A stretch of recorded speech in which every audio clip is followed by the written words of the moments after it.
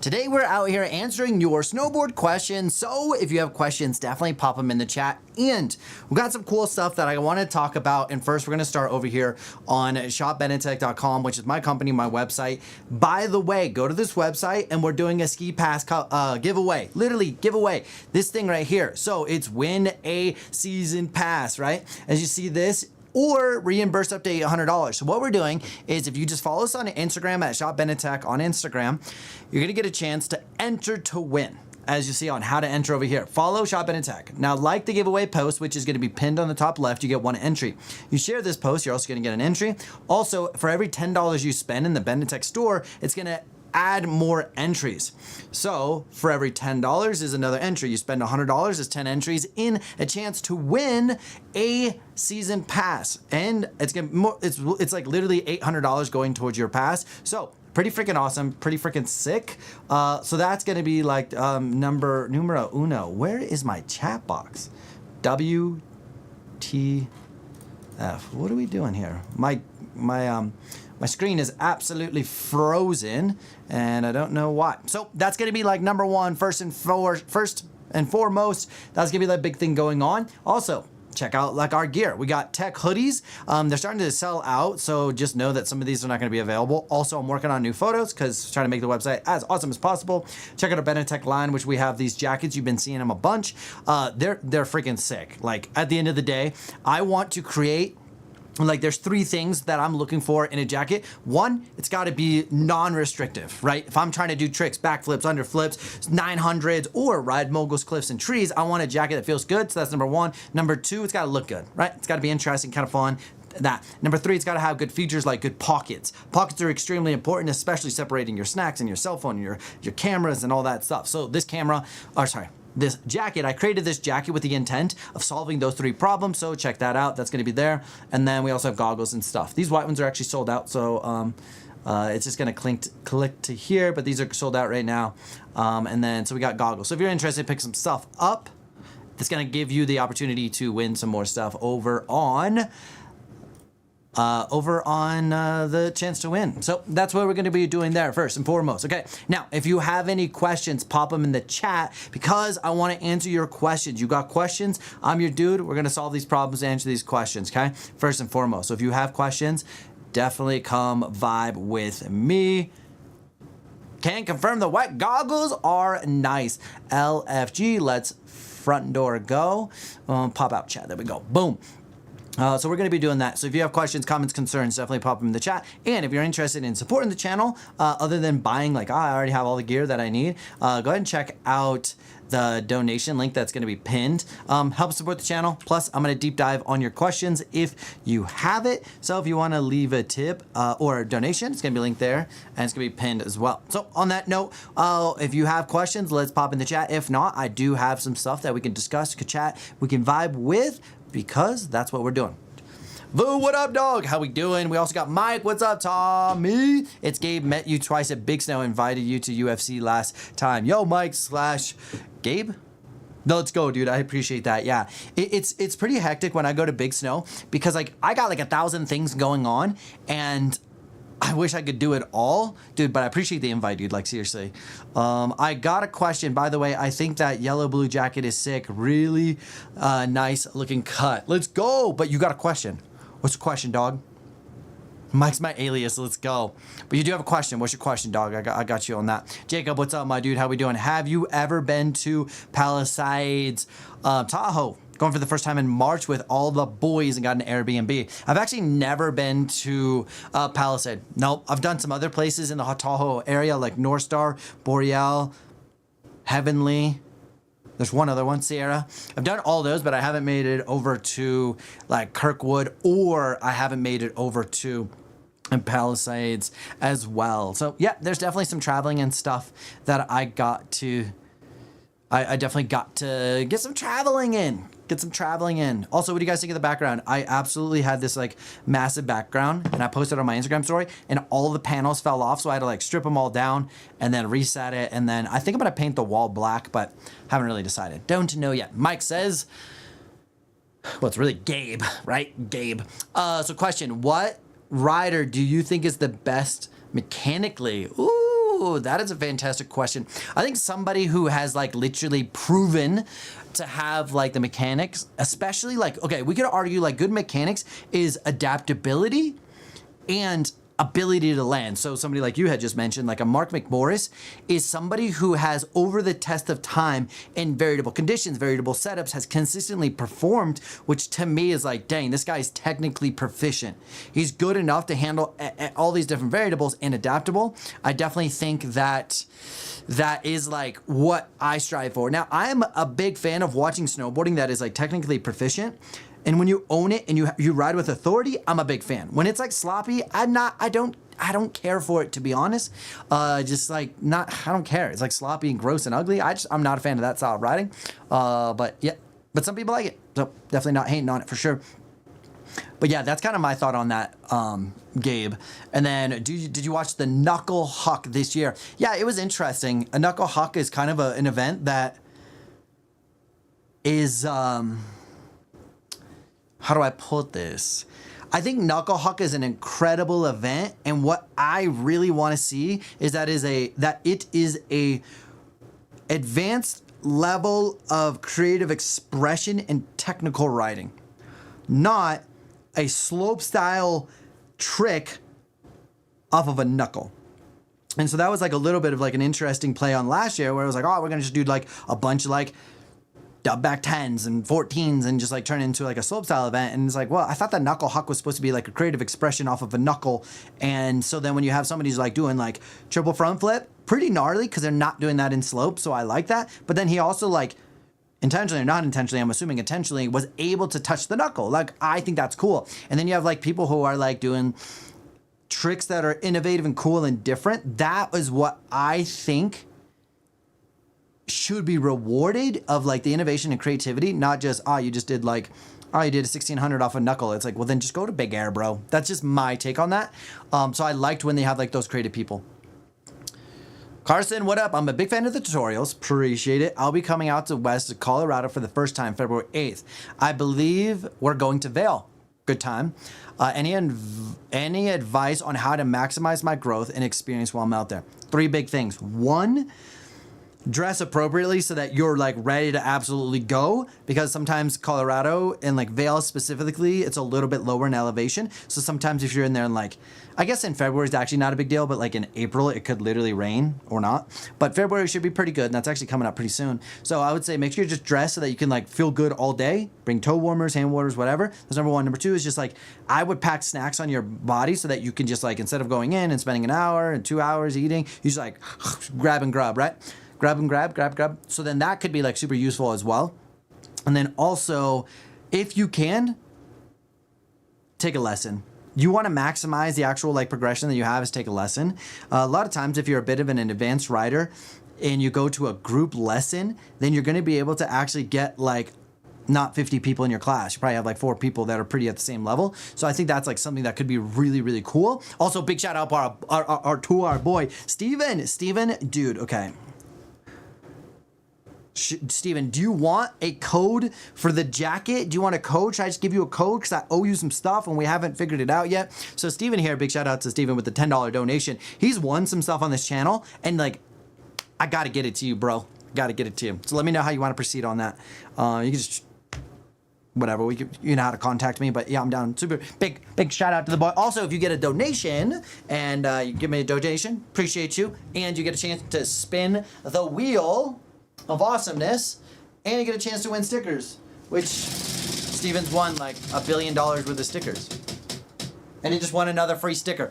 So Steven, what we can do is so Steve, what I could do is like, because I owe you some gear, I can give you like a card, and you can just like X amount of it's like a coupon card, and then you can just put it in and you can have it delivered to wherever you're at, and you can just like grab the stuff that you've won in the past, so we can just catch up on it and divvy that out. I think that'd be super good.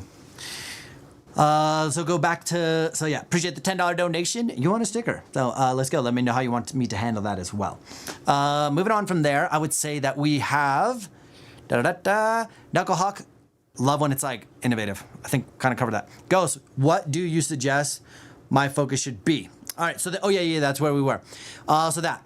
And then or sorry, we were going back to Carson. Okay, we're a little bad in the, a little back in the chat, but we're gonna catch up. Don't you worry.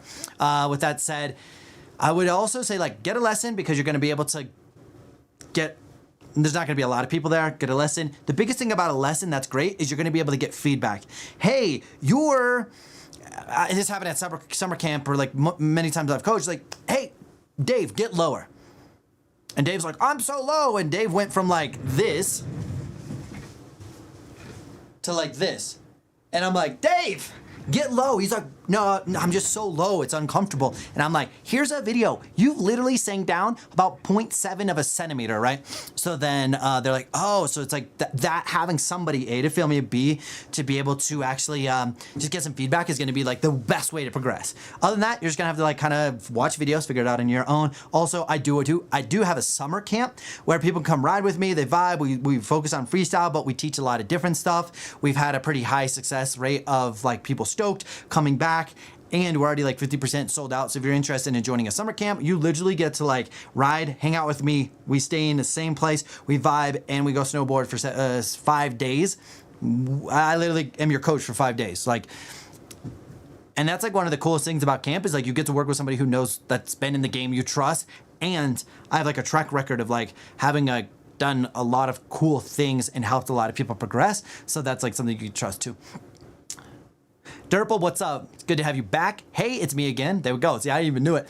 I have another question. My knee steering good, or is there a better alternative? Or is knee steering good? Is there a better alternative? I will be 100% blunt and as non-biased as possible.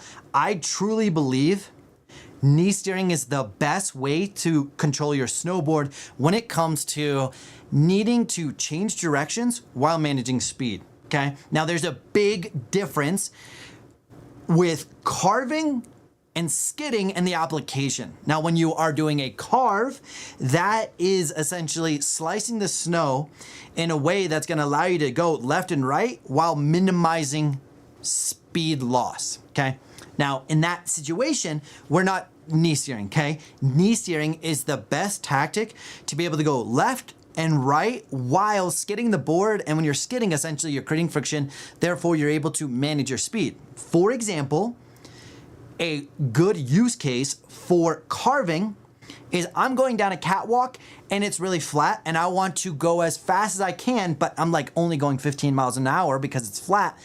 If I use the technique of carving, I'm gonna be able to minimize that speed loss and go across the catwalk as efficiently and quick as possible. Great use case. If you were to skid, you would slow down and you would go from 15 miles an hour. In the next 3 turns, you're gonna go to 0. So I just wanted to like clarify carving, great application. Now, when we want to slow down, let's say that we're using skidding on a steep run. Very applicable because we're gonna be able to slow down and I can control my speed. When it's this steep, Alaska gnarliness, I wanna be able to skid. Not carve, because if I carve, I'll go fast and end up in the hospital, okay? So now we have carving, allows us to turn and go fast. Skidding allows us to turn and go slow, okay? Now there's a very distinct separation of what those two things are. The way that we would use our body to create a carve is different. And when we're doing a skid, we want to do the knee steering, okay? Just very blunt separation to understand. Now, when it comes to that skidded turn where we're managing our speed and slowing down in moguls, trees, steeps, knee steering is by far the absolute greatest technique for that application. The reason why I love it so much is you're gonna be able to turn your board really fast, which means you're gonna be able to manage your speed. You're gonna be able to stay in a balanced position, which means you're gonna stay on your feet and not die. And it's relatively powerful, okay? And so what I mean by that is like, without getting too confusing and just getting too nerdy, if we use movements further away from our snowboard, like our shoulders, it's very powerful, but harder to control. When we use something like our feet, they're very quick, but not that powerful. So if we use something that's like relatively quick end has enough power, which means we gotta move a little bit further. We're gonna go to our knee. Knee steering, greatest possible thing. A lot of people in the instructor world talk about pedaling. So they would use their ankles like this a lot, and they'll like push their toe down, or they'll do this. I'm not a big fan of that technique. It's useful in addition to knee steering, but I don't want that to be your primary skidded turn technique. The reason is your ankles are only so strong. And then if you want to make a powerful movement, your ankles can only do so much. And then a lot of times, if you're doing it the wrong way, can create a lot of other problems. So we've absolutely just like, hopefully didn't confuse, created some clarity. Skidded turns, knee steering, greatest thing ever. The last thing I want to say about skidded turns is it is the most versatile and useful turn, in my opinion, ever. If you're going 100 miles an hour, that turn is useful. If you're going 0.1 miles an hour, that turn is useful. So now you see the adaptability, the versatility of learn one technique and it's going to be applied through the range of riding trees, fast or slow, steep runs, blue runs, green runs, moguls that are blue, green, black, all of that. One thing you got to learn. One thing. So now when I teach snowboarding and I try to educate people on how to be way better at snowboarding, it's better for me to teach you one skill that's going to completely change your life and be applicable to so many things. And that is so great. And then once you nail that, cool. There's another thing that's going to be amazing. And there's another thing. But if I just teach you like one turn for one specific situation and you hit that one situation once out of 1,000 times, irrelevant. But if you had one technique that you hit 99% of the time or 90% of the time, pretty awesome, right? So that's like my thought process on all of that. Does that all make sense? Does that make sense? And I appreciate you listening of me just yapping, and hopefully it's valuable. I'm gonna get back to the chat. Ghost, what's up? Hey Tommy, I'm 42, young, let's go. Started snowboarding 2 years ago, and I'm practicing my jumps and switch riding. What do you think I should focus on? What do you suggest my focus be? Okay, I love that. Super cool. 2 things that I would absolutely focus on. One is being in that balance position, okay? And this may get a little confusing, like knee steering, 60% of the weight in the lead foot when you're knee steering. 60%. That means you're just slightly shifted forward, okay? Now when we're getting into switch riding, that same principle applies. Focus on your switch riding, knee steering, okay? And we can even watch, like kind of break down a little bit of a video that I have here in a hot second. This video, we won't watch the whole thing, but like this video is like incredible. I'm pretty pumped on it, honestly. And so like, knee steering. Now when it goes to jumping, I want you to be more centered, okay? So then we're 50-50 on each foot. If I'm hitting jumps, I want you to pop and be in a balanced position. So a balanced position, for example, is if I'm gonna jump, my weight is even between both of my feet. Okay, pretty self-explanatory. But now, when I'm going off of a jump, here's 2 things that will change your life. 1, make sure your belly button is traveling in a vertical plane like this. So my belly button goes down, goes up. Notice that I'm not kicking my hips back, losing balance. Notice that I'm not kicking my belly button forward, losing balance. And I'm also able to use that range of motion. So if I want to go big and pop, I'm going to get low and I'm going to extend vertically. And then when I want to absorb the impact, vertically. Everything's there, right? That's number 1, is being on the vertical plane. If you can do that on jumps, you're going to be significantly more balanced and safe. But you have to pair that with number 2. Number 2 is wherever your lead shoulder is, the rest of your body is going to follow. Now, let's say I'm hitting a 5-foot jump. My lead shoulder is pointed 45 degrees this way. What do you think is going to happen? As soon as I catch air, notice that my body rotated. That's just how it's going to happen. With that said, now I've gone off a 5-foot jump and now I'm going to slip out on my heels and I'm going to fall over. What I want to do is my lead shoulder points in the direction I want to go. So, for example, you sitting at your computer and your phone, wherever you're at, my shoulder's pointed at you because that's where I want to go and I want to land. So I jump, land, not a big deal. Shoulder open, not good. Rotate, slip out, fall. So when it comes to jumps, understanding the vertical plane and then understanding where the shoulder is. right? So now if I'm on that vertical plane and my shoulder's here, it's all the same. As soon as I do this, then it's like, gets messy. So that's what I would do as far as jumping.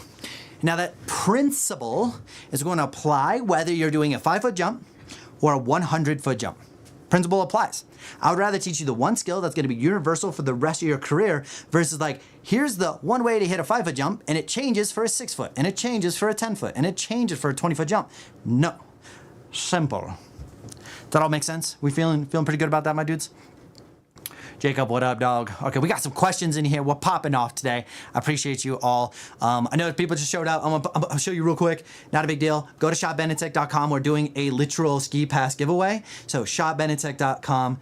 You go here, and it goes here. Follow us on Instagram, and you have a chance to win a season pass. Well, Tommy, I already have a pass. Guess what? We'll reimburse you up to $800 for your season pass. So essentially, either way, if you have a pass or don't, we're gonna give you $800 if you win. And to win, you have increased your chances by buying BENETEK gear or follow us on Instagram.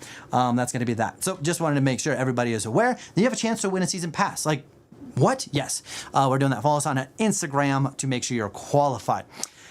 All right, let's see, popping down below, just trying to answer some questions. Steven says, Tommy has the best coaches. Let's go. Also, camp would be worth it even without Tommy. I don't know how I feel about that. It's saying that the rest of the team is awesome, but no, that's sick. I love that, Steve. Yeah, camp is like the thing that it's a good time. It's a good time. We're trying to do a winter camp somewhere to be announced. Okay.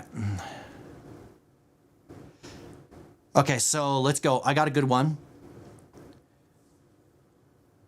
Jorge, when I'm riding on cat tracks, I'm on my toe for a very long time because the mountain is naturally sloped at an angle. After some time, my body won't allow me to go to my heels. Is it my brain or my body? Interesting, and I totally get it because it's like if you're going down a catwalk, a lot of times the catwalk's not flat, the catwalk's slanted a little bit, and then you're like traversing across, even though you're on a catwalk, it is sloped, so totally valid point there. What ends up, that's interesting, is probably a mind thing. I think what you could do is just start getting used to like not just staying on that heel edge or that toe edge so much. To go toe, go up on the hill, and then go heel a little bit, go toe. So you have a little bit of S-turn, so you're not necessarily forgetting that. But I think that's going to go away with just more experience, more time under tension, more time snowboarding. It's definitely going to go away. Rika, best advice I have ever told was riding with people who are slightly better than you so that you can see and try to learn from them. Makes you want to get better faster. I think that's definitely like a super extremely useful. Love the idea. Sometimes the challenge is that your body inherently discovers a way to do something. Now that something could be go to the top of the mountain, to the bottom of the mountain fast. When you're trying to push that boundary so quick, sometimes that can lead to people having bad mechanics because you're just trying to find, your body's trying to find the path of least resistance. So it's like really important to have like the right mechanics and the right people or the right understanding of how to keep up with those people. And once you get that mechanics down, then holy cow, we were talking about it with my friend, this guy named Zach, super fun. He's riding the park. He's like, Tommy, hit this rail. I hit the rail, no big deal. But he's like, dude, we're gonna try to switch front board. I'm like, yeah, he like brings this energy to get people excited and in. So I definitely agree with that. As long as it's not like, I've just compromised everything to keep up and then all of a sudden I just crash all the time and it's like, not that sick, you know what I mean?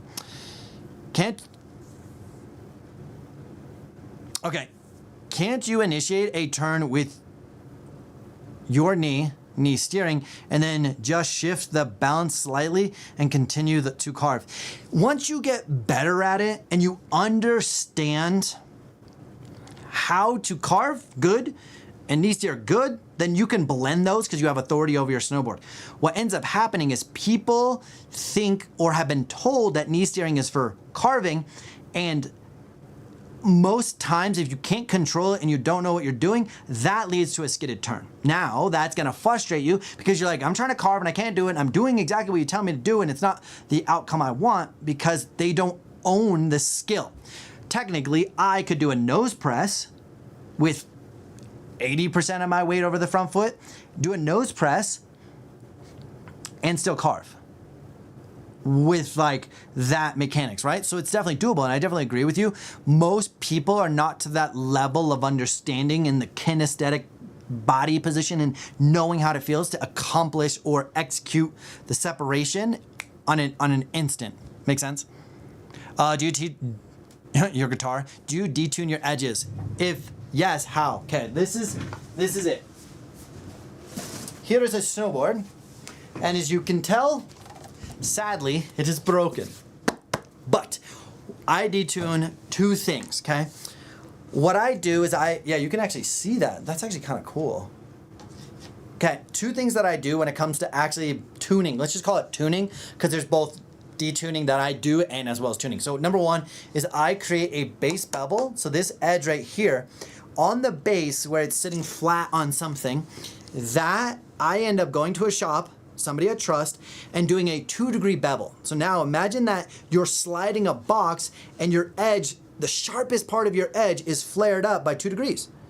So what ends up happening, and I can demonstrate this, imagine now this inside of the edge that's way over here, you're sliding on that just little bit of metal and the rest of the plastic on the board.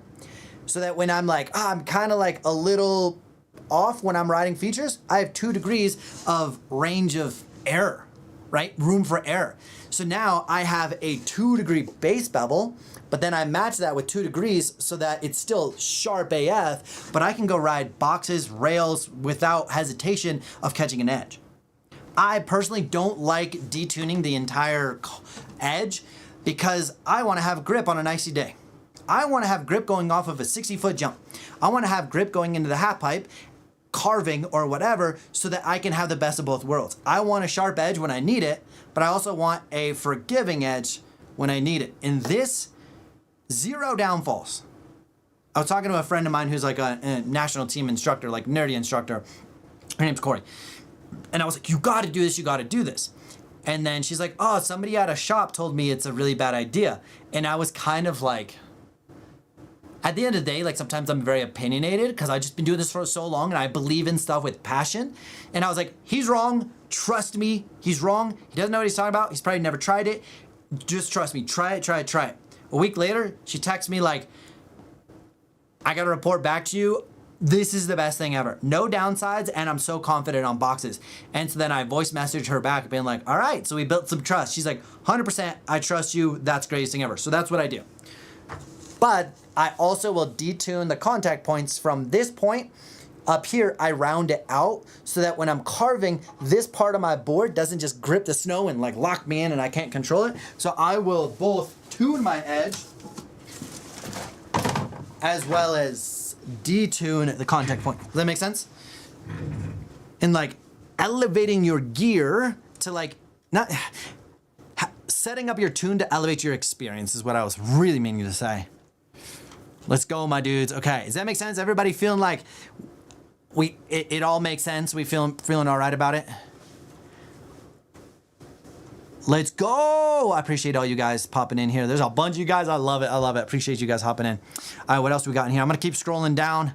Elijah, what up? Can tightening your toe straps too tight make you put more pressure and make you naturally go more right? I would say that it could. I would say more than anything, your toe strap being too tight is just going to cause like a little bit of like a pressure point on your toe and make that pretty miserable. But I don't think that it's going to really do much other than that. Skateboarder here, and I got to snowboard for the first time a few weeks ago. Oh man, I thought the translation would have been easy. Says Bruce. Yeah, I do. I've skated. I used to like skate a bunch and like I had tray flips, switch heel, nollie heel, switch flips, like regular, whatever. I used to skate a lot. And I always thought like snowboarding did nothing for skating and skating helped snowboarding a little bit, but it's so different, right? So different. Chris, excellent. Wow. Also, please post more intermediate advanced jump line progressions. I want to work on my jumps. Chris, it's definitely a valid point. And right now, like kind of like a little bit like behind the scenes stuff. I've like had 2 hip surgeries and like I do some jump stuff for sure, but I posted some, but it's like a lot of times it hurts and I would just try to like make as much other content because it doesn't hurt. And then I go in the park, get a couple clips, and then I haven't really been pushing my boundaries in the park. So it's kind of been like, I still do some stuff for sure. Like, but I totally get what you're saying. Yes, Durple, I appreciate that. Thank you. Thanks, bro. That's gonna help a lot, and that makes sense. I'll practice my knee steering, so basically use knee steering for most stuff unless I need to control my speed. And so, yeah, I'm glad that, like, that makes sense. Carving is like, go fast, very applicable.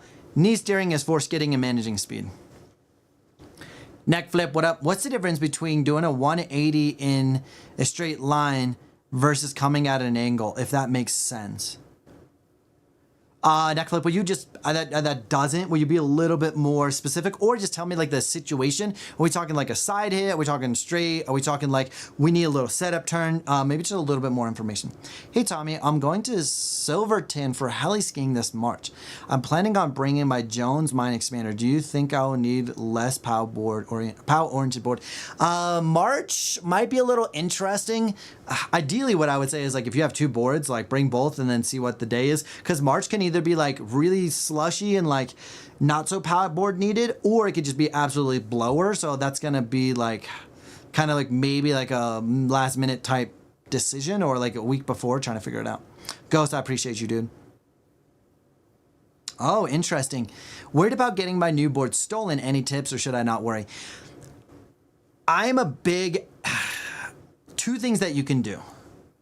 One is just,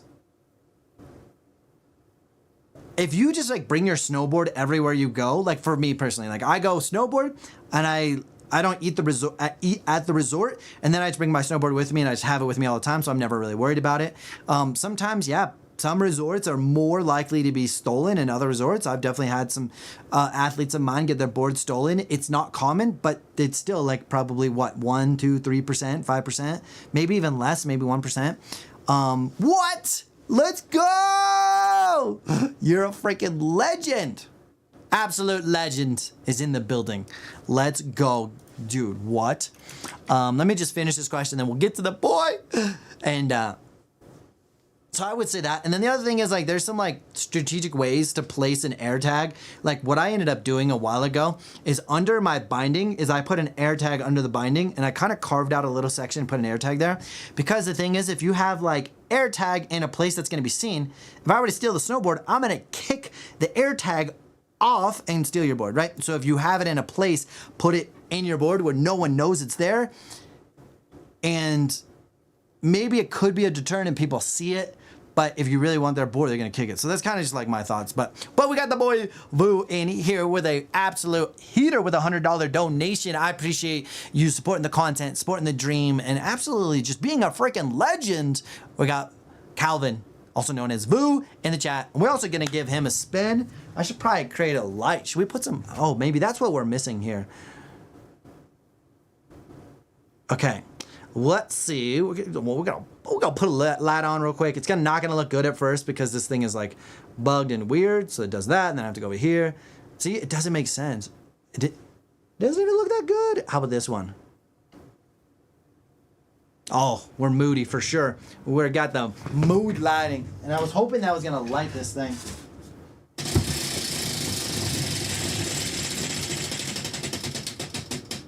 Ah. It's free spin, which means you didn't win, but you also did not lose. What do we got? What do we got? Ah, dang it. Like the videos, my dude. Like the stream. LFG. Let's fun go. What else we got in here? Appreciate the $100 heater, dude. Let's go. Okay. GS says, I can't center my boots to my Burton cartels due to having large bindings and a size 10 boot. How bad is having 1 centimeter more than the other? I would say, I personally would probably just, I'm kind of thinking I'd probably want to have my feet like a little bit more over the heel side edge. I think you might have to mess with this to see, but like 1 centimeter, I don't, the thing is you want to, obviously the reason why you want to be centered is so that your toes don't hang over and you like touch the snow when you turn, because you're gonna fall. So you might have to experiment, and you could even like strap in your boots on your board and just tilt it, like lift it onto a hard surface or the floor, so you can see, okay, how far can I tilt this board? If I'm only getting 30 degrees before that board touches, not good. If I can get like 80 degrees, that's the goal. And then find out which toe or heel. I think a lot of people actually unintentionally do that, and your body will adjust and adapt. I don't think it's the biggest deal, as long as you find the right way to go without actually having heel cup. Your body's not gonna have a problem with being one more than the other. It's the heel cup that, or toe, like falling because your heel or your toe touches the ground. That's the concern. Yeah, okay, so more concerned about the center. I wouldn't overstress that. The thing is, like, if you just ride and don't even think about it, your body's gonna have no problem. If you're like conscious about it, and then your body's gonna be like, oh my God, it's freaked out. It's like, you probably could have adapted and like, not even worried about it if you didn't really know, if that makes sense. And your body is like incredible. You go make like 3 runs, your body's gonna be like, because like I used to ride a board where it was like a wide board. Now I have small bindings and small boots. So then I noticed how long of a delay it was from like edge to edge. And that was like miserable. In like a couple of days, I was like, I got used to it. I didn't love it, but I got used to it. I adjusted and adapted to it. Yeah. Okay. Neck flip. I mean on a normal slope, and he's talking about doing a 180 with either being flat base or on an edge, okay? So 2 things that I would say about this, and I actually, let's see if we can do this real quick. I just posted like an Instagram breakdown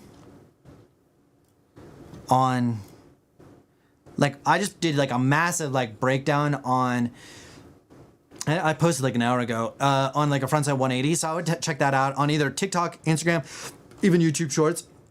So I do have that. But what I would say when it comes to that, if I'm doing a flat ground 360 and it's front side, I absolutely take off more on a flat base. And here's why. Because I come out of more of a tail. And so I'm trying to maximize my tail explosion to help get a proper 360. But if I were to do a 180 on flat ground, I'm going off my heels. If I'm doing like 180 off of a jump, 360 off of a jump, 540 off a jump, or a 7 or more, I'm going heel side edge 90% of the time, okay? Backside, almost probably 99.999%, so call it 100%, I go off of a carve, not flat base. And the reason why is when you are in an edge, you create more friction, and friction equals grip.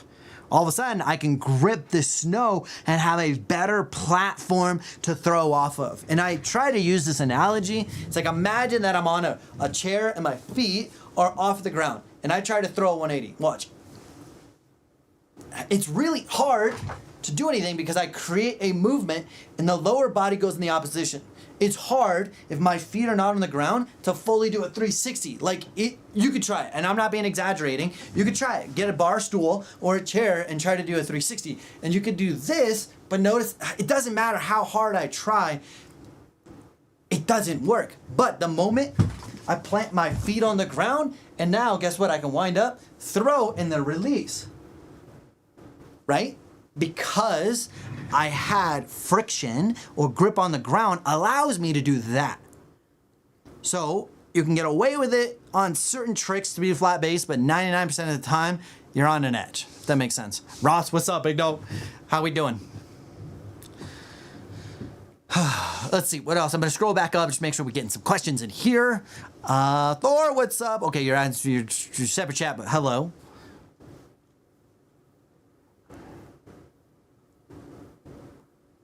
Okay, what else we got in here? Natalie, hello. How to deal with foot cramping while boarding. My feet always seem to hurt after not even riding for too long. 2 things that I think could be happening.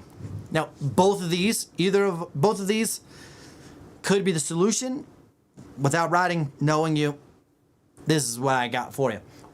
1 is it absolutely could be your boots.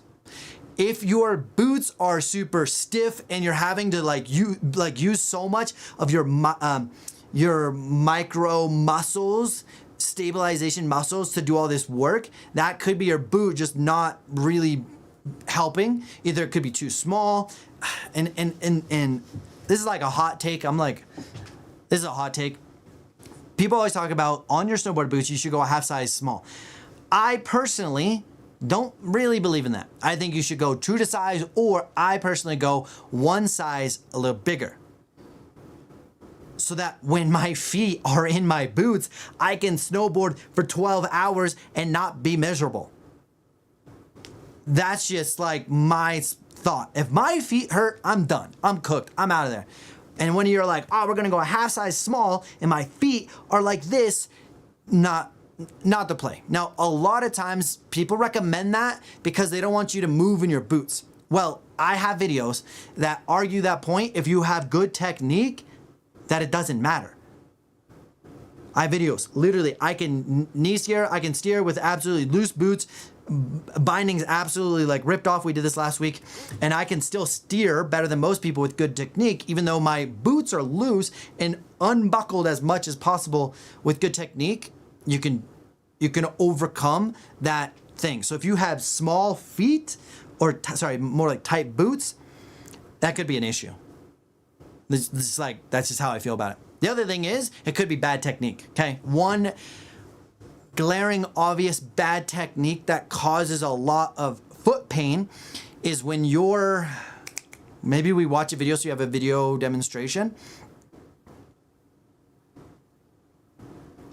Yep, so I'm just thinking of how to like display this. I was thinking about getting my iPad out and drawing, but I'm a terrible drawer. But one bad technique that's gonna cause foot cramps is, imagine your foot's flat and you just do like a calf raise, okay? You can't see the full thing, but I'm here and imagine I do a calf raise. Oh, should we do this? Okay, this might work if I fall off. Don't call the cops, I'll figure it out. Okay, we're gonna do this. We're gonna do this. Holy cow. Can you still hear me? Oh, okay. Here's our technique, okay? You can see my ankles. Bad technique is when you lift up your toes like this. This is terrible technique. When I do this, imagine you're at the gym and you did that 20 times. Your calves are cooked, right? You're in just like a miserable, it's miserable, okay? So imagine doing that snowboarding 20 times, let alone 30, 40, 50, 100 times, 500 times when you go snowboard. That's not a good mechanics, and that's gonna cause a lot of foot fatigue, even if we're at the gym not snowboarding, but then imagine going snowboarding. A better technique is this. This is a better technique. Knee steering, so we're gonna focus on this foot right here. Imagine I press my shin to the front of my boot, and as I press the shin to the front of the boot, specifically on toe side, and I do this, eventually if I press enough, my heel comes up. I could probably do that 500 times without actually having an issue. Like, I could do that all day. If you can tell, the mechanics is different because I'm using more of a skeletal structure, meaning like I'm just using my shin and it's carrying my heel with me versus just relying on my calves, okay? Does that make sense? So if you have bad boots, it can cause some foot problems. If you have bad technique, as you can tell, with a calf raise 500 times, that's gonna cause some foot cramps, some foot pain, and be pissed. The third option is you have your bindings cranked down way too tight, or your boots way too tight, where it's like your foot's like this, and then you're like trying to cram that down, everything's there, and you're trying to flatten out your foot, and your foot's pissed because you have a natural arc. That could also be the third option that we could be discussing. I have really flat feet, and I get made fun of all the time by my wifey. And so like, I don't really have that issue of cranking it down too much, but fun fact, and I don't have my boots with me, I only tighten my upper boas up here, down here. I never tighten them. There's zero. In the past, I've actually cut them so that the boas are gone, and I only tighten the top because I'm not trying to squish and pain my foot, because I only need the support on the shin. Does that make sense? Holy cow, long-winded answer. Hopefully that makes sense, and I didn't bore you to death, and hopefully, yo, Rekka, right? Anything for the demonstration, LOL, I like it. Well, I'm committed here, okay? I'm for the people. I'm for my fellow snowboarders.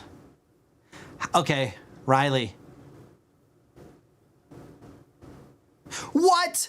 We got a freaking 20 bomb? Garrett! Oh my gosh, dude, okay, hold on. Garrett is a freaking legend, I miss you, bro. I actually, if I'm correct, Instagram climbing post the other day, maybe. Let's see. Hold on. He mentioned something. I want to get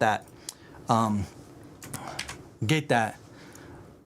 So Garrett with an absolutely banger $20 donation. Let's go. Haven't been consuming any snowboarding content lately, but need to drop by to donate to the GOAT coach. Let's go with an absolute freaking heater. Dude, I appreciate you so much. Hopefully you're doing good. Dude, let's go. Insane. Legend, dude. Absolute legend. And you get a free sticker, dude. If you want the free sticker, hit me up on Instagram and I can just send it to you. I got stickers and I just give me your address. We can pop them in, get some stickers to the boy. And I appreciate the heavy hitting donation, dude. Let's go. Absolute legend. Okay, yeah, Natalie, thank you so much for the honesty. Oh wait, thank you so much. Honestly, I think it's my technique. I'm definitely doing more of calf raises. Great advice. And yeah, so I think it's like, it's pretty harsh, right? So I want you to watch this one video, and I'm just gonna pop it over here on the YouTuber channel. Let's see, we can do this real quick. We're not gonna watch the full thing, but I just want to like show you a video that if you ever have calf problems or boot problems or those kind of things, I truly believe a lot of that stems from technique. So if you go to my YouTube channel, Tommy Bennett YouTube channel, big shout out to YouTube for the check mark. Crazy, right? And then go here, you go to search, and you just type in heel, L-I-F-T, heel lift, this one, heel lift gone wrong, this video. It feels crazy now. And then like, I go to, like, you can watch the whole thing because it's great. Majority of the time when you're struggling with heel lift, it's not actually your equipment, it's Can you guys hear this? the technique of how you're turning your snowboard. So what's really cool about that is if you can figure out the technique, allowing you to create angulation. Oh, here we go. When you're pressing your shin against the front of your boot enough, you're actually gonna tilt your board. Now, Does that make sense now that I'm not like on a freaking dresser trying to demonstrate this? Does that make sense? That right there is the most incredible toe side technique turn ever. Right there.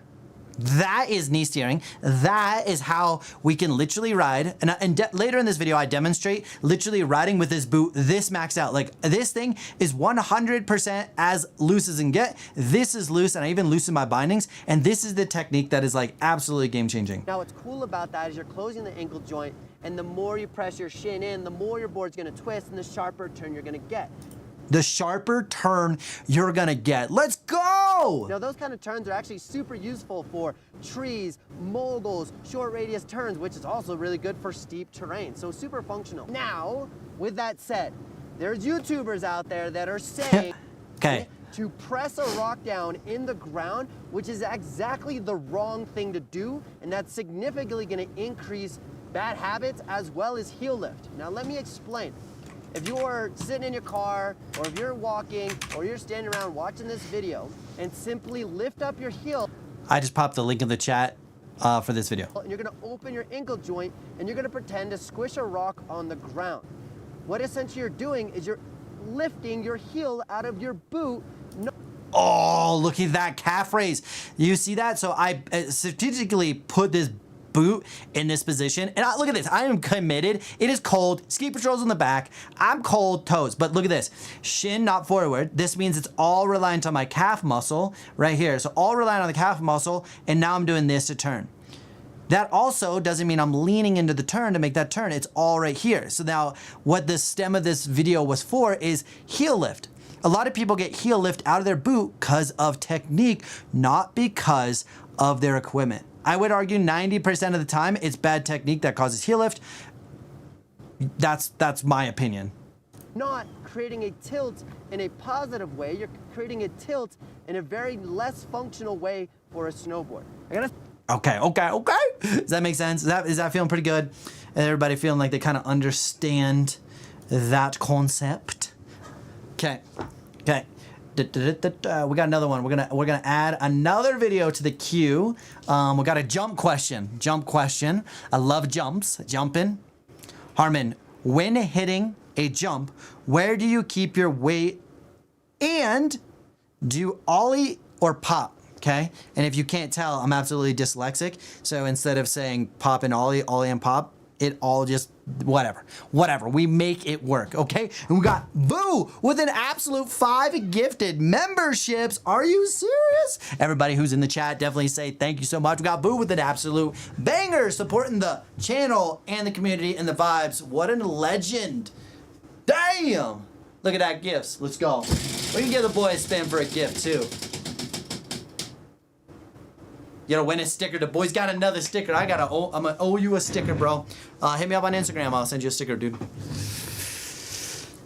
Let's see.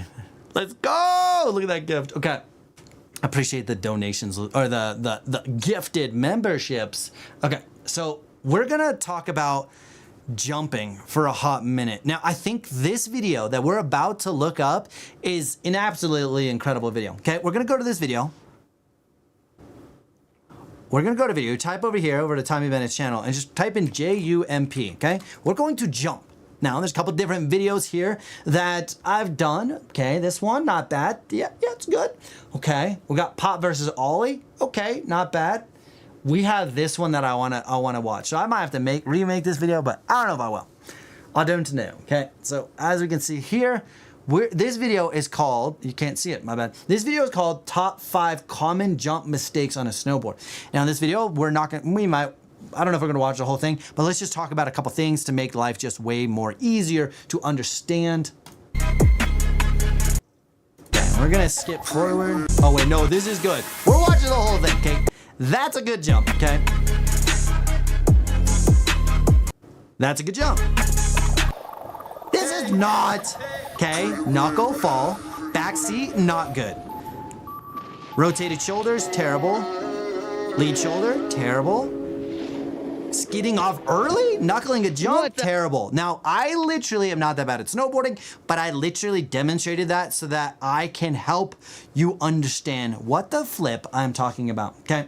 We're gonna skip the intro. It's a really good intro, but like we're gonna skip it for now, okay? This video is like a little bit older. I used to have like red as my iconic color. We may be bringing red jackets back. Steve, are you still here? Steve, I got something for you, dude. We got something. I'm excited. We're going to bring back the TBL, okay? The Tommy Bennett line with an absolute red jacket. There's going to be like my tech hoodie. No. Okay, check this. See this jacket right here? Imagine this jacket all red.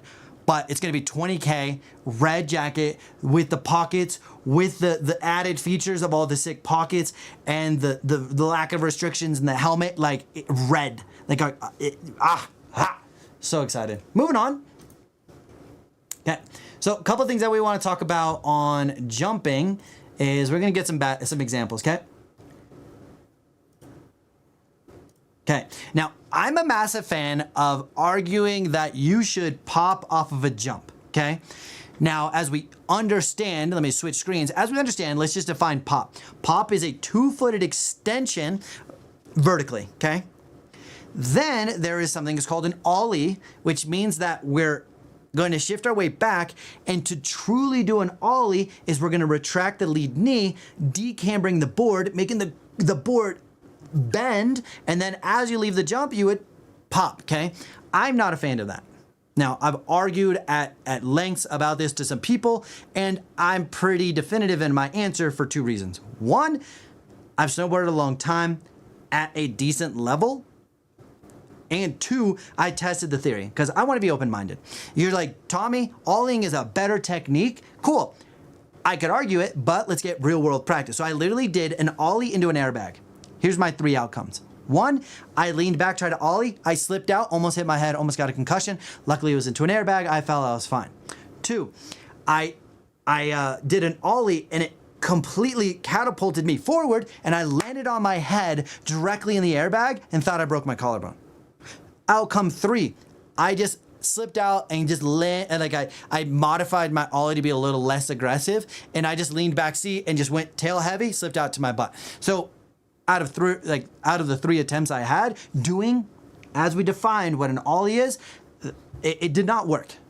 It's so variable that you can absolutely get wrecked because you're ollieing. Don't do it. Pop, pop, pop, pop. Now, well, we could also have real world examples, right? What are we doing? Now, as we have defined what a ollie is, there is a difference between having a jump and you popping but timing it as late as possible. Well, if I take off my tail, yes, all my weight is on my tail, but I didn't retract and I didn't decamber the board, so it's not an ollie. Does that make sense? Yo, Bennett, what up, dog? Give me 1 minute. Let me just get through this, and we're gonna absolutely send it your way, okay? So just like hang out for a hot second. We're gonna finish this so I don't get lost in the sauce. We're gonna go, okay? So now going back over here, we understand that we can be a centered pop, okay? Let's do this. Now we're in slow motion. Now notice that my belly button is dead center of the board and my knees are bent pretty equally, okay? Still pretty equal, still pretty equal, still pretty equal. Now, notice that my lead and back leg are extended nearly at the same time. Okay, now I'm getting a little bit of press out of the board, but I'm not retracting this lead knee. I'm getting a little bit of buildup because I'm extending, but I time it really late. Okay, so that's where I say I would rather pop. You do a 2-foot extension. Now, when you do a 2-foot extension at the apex of your trick, notice at the apex of your trick, you should be even. Okay, well, where am I? Because I popped, I was able to be apex, I am even. Now on a natural jump, minus this is, my board is tilted, yes, because I extended my lead leg. But notice that I get back to even, and notice that I'm landing nearly both feet at the same time. My shoulder's parallel to the landing, my hip is parallel to the landing, and my board is parallel to the landing. That stems from the takeoff. Imagine you're going off of a jump and you're already back seat. Where are you gonna go? You're gonna stay back seat. Imagine you're in a neutral position and you're gonna go like this. Have you ever seen like a snowboard without a person on it? Have you ever seen a sled without a person on it? Have you ever seen a car go off of a jump? It has a natural arc. It goes like this. It starts here and then at the apex, it's here and then it naturally is gonna dive down. That's just a natural arc of anything. You shoot a bullet, it's gonna do that, right? You shoot it, it's gonna fade. It's gonna have that natural arc. So we're just trying to utilize that. Now, the science of a jump is they should have a trajectory and the length and the landing all matches so that that science I just described should position you perfectly to take off, apex, and parallel at the landing. Boom, boom, boom. 1, 2, 3. On good jumps. Some jumps are trash. Some people make really bad jumps. I went to a resort last year, absolutely miserable, okay? Okay, so that's like kind of that. Now does that all make sense? Let's go back, sorry. I was trying to pull up this other thing. Let's go back to like normal speed. Okay. Excuse me.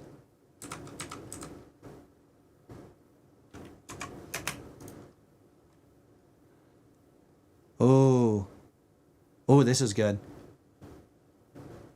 So back 3. Okay. 2 things to discuss. Okay. Let's just like, we're going to wrap this up here in a hot second, but my kind of rule of thumb, pop versus ollie, just to keep it simple. If the ground snow or feature is assisting you getting in the air, I recommend you pop.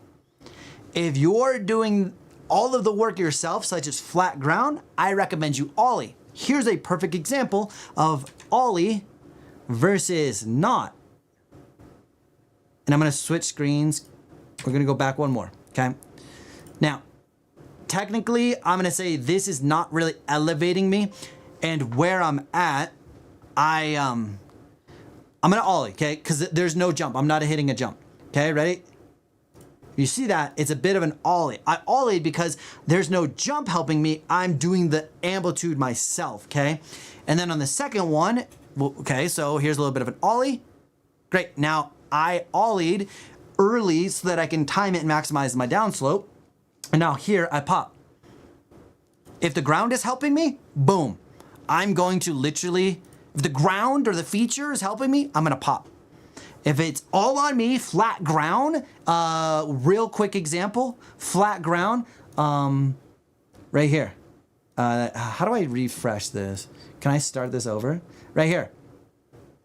That right there was an ollie because I had no assistance from the ground. Does that make sense? Are we all feeling pretty confident about that? Now, this is literally tested, proven. Like I'm a mad advocate of this because like there's a lot of people who say one thing Like I ollie off of a jump and I make YouTube videos about it, and then they go do it and they pop. And I'm like, what you think you're doing versus what you're doing is challenging. It's just not the same. So I love using videos and references to make it all make sense, because like theoretically doesn't matter what's practical application. Big advocate. And if you want to nerd out about all this stuff in person, come to summer camp, tbsnowcamps.com, linked in the bio description. I literally have a camp where I film you and we literally geek out about all this stuff in person. And what's better about in person is you can ask me a question and then I'll be like, here's a video. Here's this. What about that? Blah, blah, blah. Cool. Moving on. We got our boy David with an absolute heater with a $10 donation. Love the last name, bro. Bennett. Let's go. Thank you. And thank you so much for your content. You've helped me a lot while I've been learning. Any tips for doing 180s out of boxes, 50-50s on a box? I've been wanting to try it. Yes, I absolutely have an idea. And if you don't mind, I'm going to try to draw, because I'm an absolute incredible artist. As you may or may not know, my artistic ability is absolutely insane. Okay, so what we're going to be discussing right now is we have a box.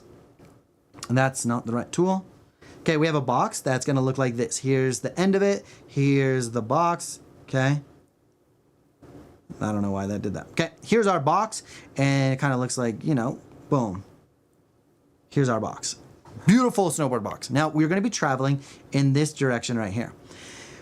One of the best ways, okay, let's first start with the challenge that we have. The challenge is this area right here is slippery, okay? Right? So that's slippery.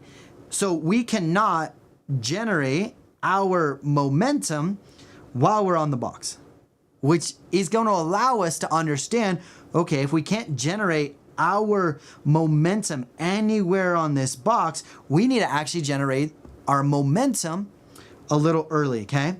So as we're riding in, we have like, as we have our box, we're just gonna move it up a little bit. You guys know, okay, so here's our box. Now, when we have a box that's like this, here's our jump, okay? So we have a little bit of jump, sometimes it's ride on, sometimes it's not. As we're going in, right about here is where we actually wanna start generating the rotational momentum. Rotational momentum allows us to do the trick. So check this out. We're going in. As I go, this is like the absolute game changer here, and this is amazing. As I'm going into the feature, I'm gonna do two things. One, I'm gonna wind up, and I'm gonna start to wind up, and I'm gonna start to throw my trick. Now, the moment I land on my snowboard, I'm winding up here. The moment I land on the box, I'm gonna have my snowboard perfectly pointed to the end of the feature, okay? That's absolutely critical here. So I'm gonna go like this. Wait, what? This is the most amazing part. If you disengage your core, look how cool this is. I can move my shoulders without the lower body moving together. The moment I engage my core, notice that my hips moved versus I keep my belly button soft, my feet don't move until I engage my core. So as I do the 180, I literally go like this. I hop on and I'm like wind up my shoulders, and I keep my core disengaged and my shoulders moving. Now guess what? If I get to this position by the end of the box, one thing amazing happens. Wherever my shoulders are, my lower body wants to follow. So if I get this shoulder to point as far down towards the end of the box and time it at the end, now look, I'm twisted, but my board hasn't moved. Watch this. If I jump, I just did a 180 out of the box. Because I created the rotational momentum early, I harnessed it, utilize it, and boom! I now did the 180 out. This,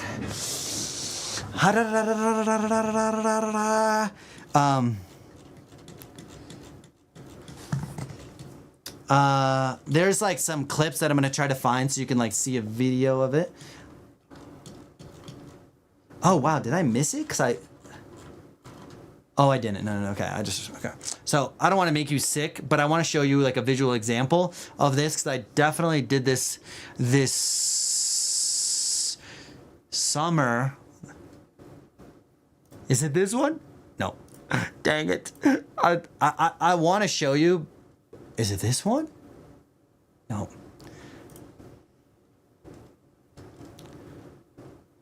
Well, I don't have it. That's a rip. That's LAM to the E.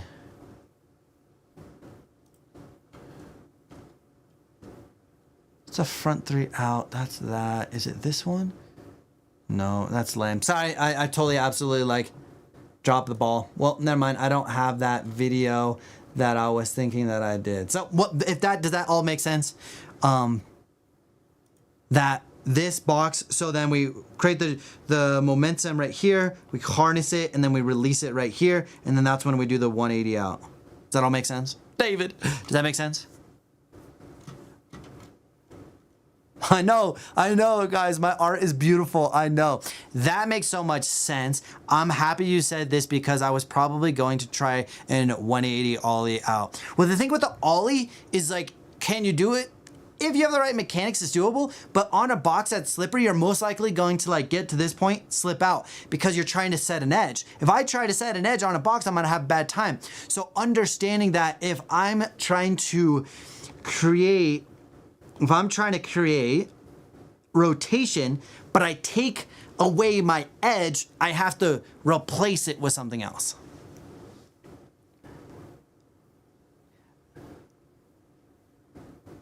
Does that make sense? Does that absolutely make sense? And it's very doable. It's very, very doable. I wish I had a video for you.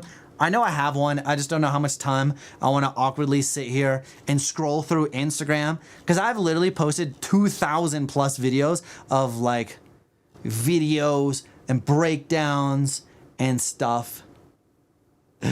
No. I have so many videos. I would love to show you and everything, but maybe I can find it. Okay, what else we got? Okay, makes lots of sense. Thank you so much. Let's go, David, with a freaking donation. Let's go. Also, I need to spin the freaking wheel for you. Have we done that yet? I don't think we have. Come on. We're going to spin the wheel, and then we're going to answer some more questions. We're going to spin the wheel. We're spinning. We're absolutely spinning. Did you win? Did you win? Did you win? You didn't win, but you also didn't lose. Free spin. Spin again. Let's go. How did we free spin again? Are you serious? What a legend. You've not won nor lost. Nothing. Dang it. Dang it. I was hoping you were going to win. We're going to win.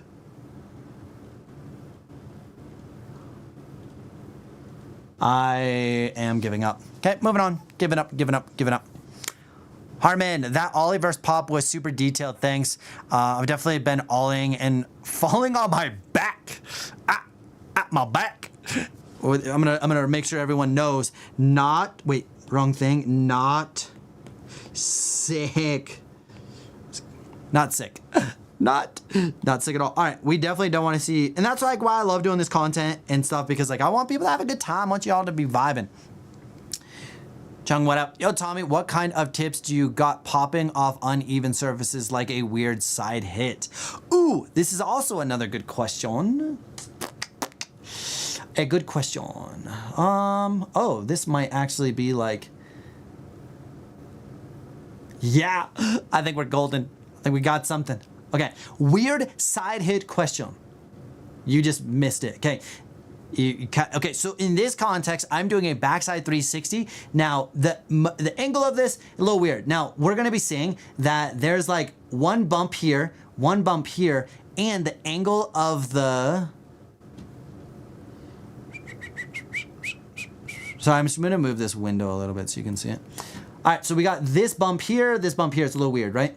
Now, this takeoff is really weird. One thing that is super critical, Emma, okay, give me a second, Emma, I got you, okay? So with this side hit, one thing you're gonna notice, and I love talking about body position because I truly believe it's the most game-changing concept ever. With this said, notice that my spine is relatively upright. Notice that I'm in a balanced position, but if you can tell, notice how gnarly the angle of this ankle is. So with that said, we have this right here. Here's like my bottom of my foot is like this. Let's just call this the bottom of my foot. And then you're gonna see the angle of my shin is like this, and then my kneecap, and then the back here, and then I'm like here, and then here's the rest of my body, okay? Now, the reason why I love this is because I can have a edge angle where I have a little bit of toe edge angle, but I'm in a balanced position because now look at my body. It's in a straight line. Does that make sense? So now taking that, at least this concept of the shin angle right here, as we bring it back to this, look at that angle. That angle, we can't really zoom in, but that angle right here is like so gnarly, but look at my body position. I'm pretty upright, okay? Now as I proceed, I'm able to get my shins forward, which means I'm actually gonna be on an edge, which means I'm gonna have grip, but I'm in a balanced position. Now I'm gonna throw and do a backside 360 and land, and look at that edge angle again, squat position, balance even, and then your boy rides away, okay? So I would say on uneven side hits, you're trying to find the absolute most optimal body position to be as centered as possible or balanced as possible while having the appropriate amount of edge angle. So sometimes I might need to have my edge angle be this high, but can the rest of my body be balanced? That's the key to success on side hits, okay? We also got Emma, I didn't forget about you. David with the absolute another heater with a $10 donation. David with a $10 donation, and I appreciate you. You get another spin. I hope you like that breakdown. I'm guessing you did, because we get an absolute little nerdy out here. Dang it, did not win, but I appreciate the absolute banger donation, dude. Let's go. Okay, we got Emma with how can I go fast without catching an edge? I'm a beginner. Oh my God, I love this concept. Okay, now what's first? Oh, okay, hold on. Okay, we got so much to talk about, and I'm so excited, and that is not the right button. Okay, we're gonna do this, okay? Now, while we talk about this, there's 3 key components that are gonna make this 10 times better, okay? There's 3 big things. And I'm gonna try to find quickly an example so that it's just understandable, okay? Oh, this is good. I love this, okay. Okay, this is great. Now, this is not the same, Emma, this is not what you're gonna be doing, but I want to illustrate what you're asking on a practical application. And this is great, okay? Have you ever done this? Would you try this? This is what at the top says, would you try this?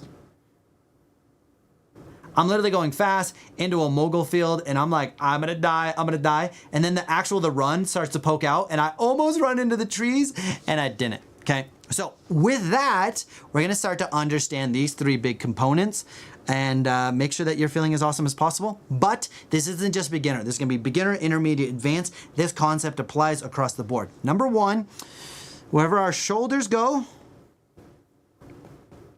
the board is gonna follow.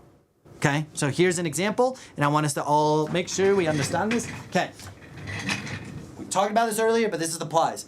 If I'm snowboarding down a run and I'm just trying to go straight, it's flat, I'm not going that fast, and I have my lead shoulder open, my board is going to want to follow. Okay, so if I were to catch a little bit air, which Emma, you're probably not, but let's just say you catch air, watch what happens to my lower body. My lower body is going to match, and wherever my shoulders are, my body's gonna go. Okay, cool. Well, that's for jumping. What about if I'm just going down the mountain, mellow terrain, and I wanna show you this real quick, okay? We're gonna use this as my snowboard, okay? Imagine my board represented by my phone. My board is pointed straight down the hill, and my shoulder is starting to turn 45 degrees. Now imagine you're going flat base, which means I'm not doing a toe turn, I'm not doing a heel turn, but I'm rather flat. And this is like for everyone. If my lead shoulder is 45 degrees and I'm not jumping, but I'm flat base, guess what happens to my board? My board will start to follow, and at what point do I get to here? I catch an edge, falling, and crash. Because your lead shoulder is not pointed in the direction you want to go. Your shoulder is saying, hey, I want to go here. Your board's like, great, sounds good. Boom, crash, fall, okay? One big thing as a beginner, intermediate, or advanced snowboarder, the two worst body positions you can be in. One, here, you're scared, you want your hands on the ground. Bad body position. But the most common body position that's terrible is I take the lead shoulder and I rotate like this. My hips have also rotated, but you can't see my feet, but my feet haven't moved. But my lead shoulder goes like this. Why do we do this? That's the real question.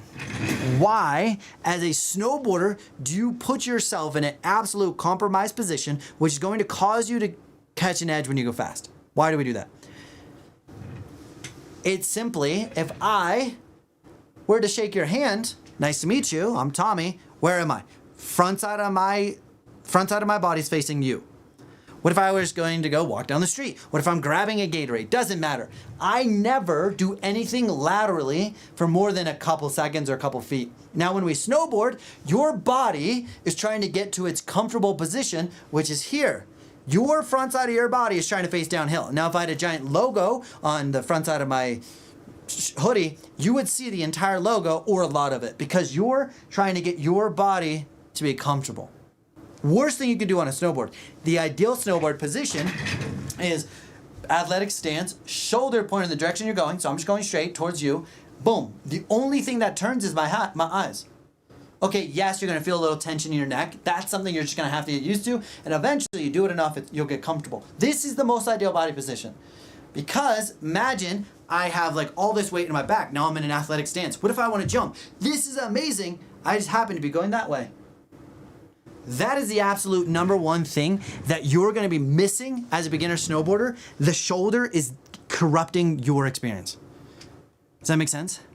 So as we go into this one, the shoulder is absolutely the number one cause of most of your problems. The second thing is when you're trying to go fast, I'm a big fan of carving.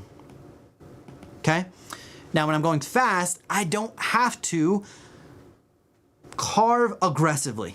Like imagine this is like the start of my turn and I'm like ripping a gnarly carve and I'm making this turn. Okay, that absolutely doesn't have to be the case. You can do like a very gentle carve like this. Okay, that's actually a little bit more of that's not what I was talking about. If you have Tourette's, please close your eyes for the next like little bit of time. Oh, it's probably over here.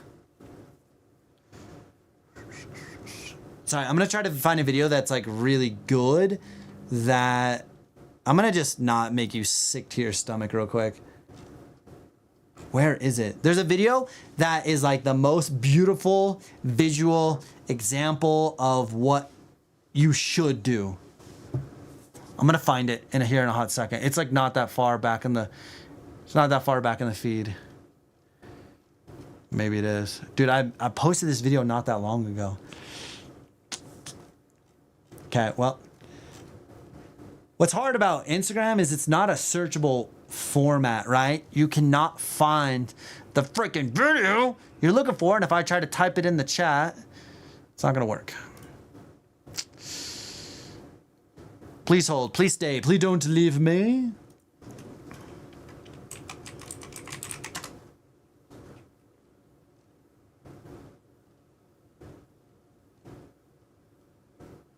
I was hoping to find like a YouTube short on it because that would have been cool. Let's just type in, oh, maybe this is it. We're trying to find it. And you,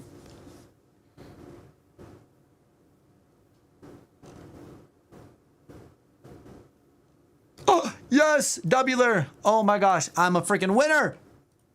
It's worth the wait. Okay, this is a video, how to ride flat ground terrain on a snowboard. Okay, notice the lead shoulder, notice the weight. Now notice this carve. Now I'm actually slicing the snow, I'm carving. But look how gentle it is. I'm barely on an edge, but because I'm on an edge, it allows me to create grip on the snow, which helps me from crashing. So it's very gentle, very seamless, right? I'm probably at like a 4-degree carve, but I'm carving, okay? That's gonna allow me to slice the snow. Notice I'm not catching an edge. Notice I'm not dying. Notice there's not snow flinging up. I'm literally having the best day of my life with these principles, okay? Boom, 1, 2, 3. Does that all make sense? And then the last principle, number 3, is just, so that's carving. It can be very gentle carve. Number 3 is look where you're going. Notice in this video that my eyes are constantly anticipating where I'm going as if I'm driving a car. I'm not staring at my steering wheel. I'm not staring at my feet. I'm looking in the direction I'm going. That's the key component here. Boom, boom, boom, boom, boom, boom. Okay, does that make sense, Emma? Holy cow, that was probably way long-winded than it should have been. And here we are. Hopefully, is that a word? Hopefully you appreciate that. I'm getting back into riding after a decade off, and my board was a gift, and it's more catchy and aggressive than I'm comfortable with. Any recommendations on stance or tuning to smooth this out? It says Mark, yes, check this out. I'm gonna show you something that could be the corporate of this issue.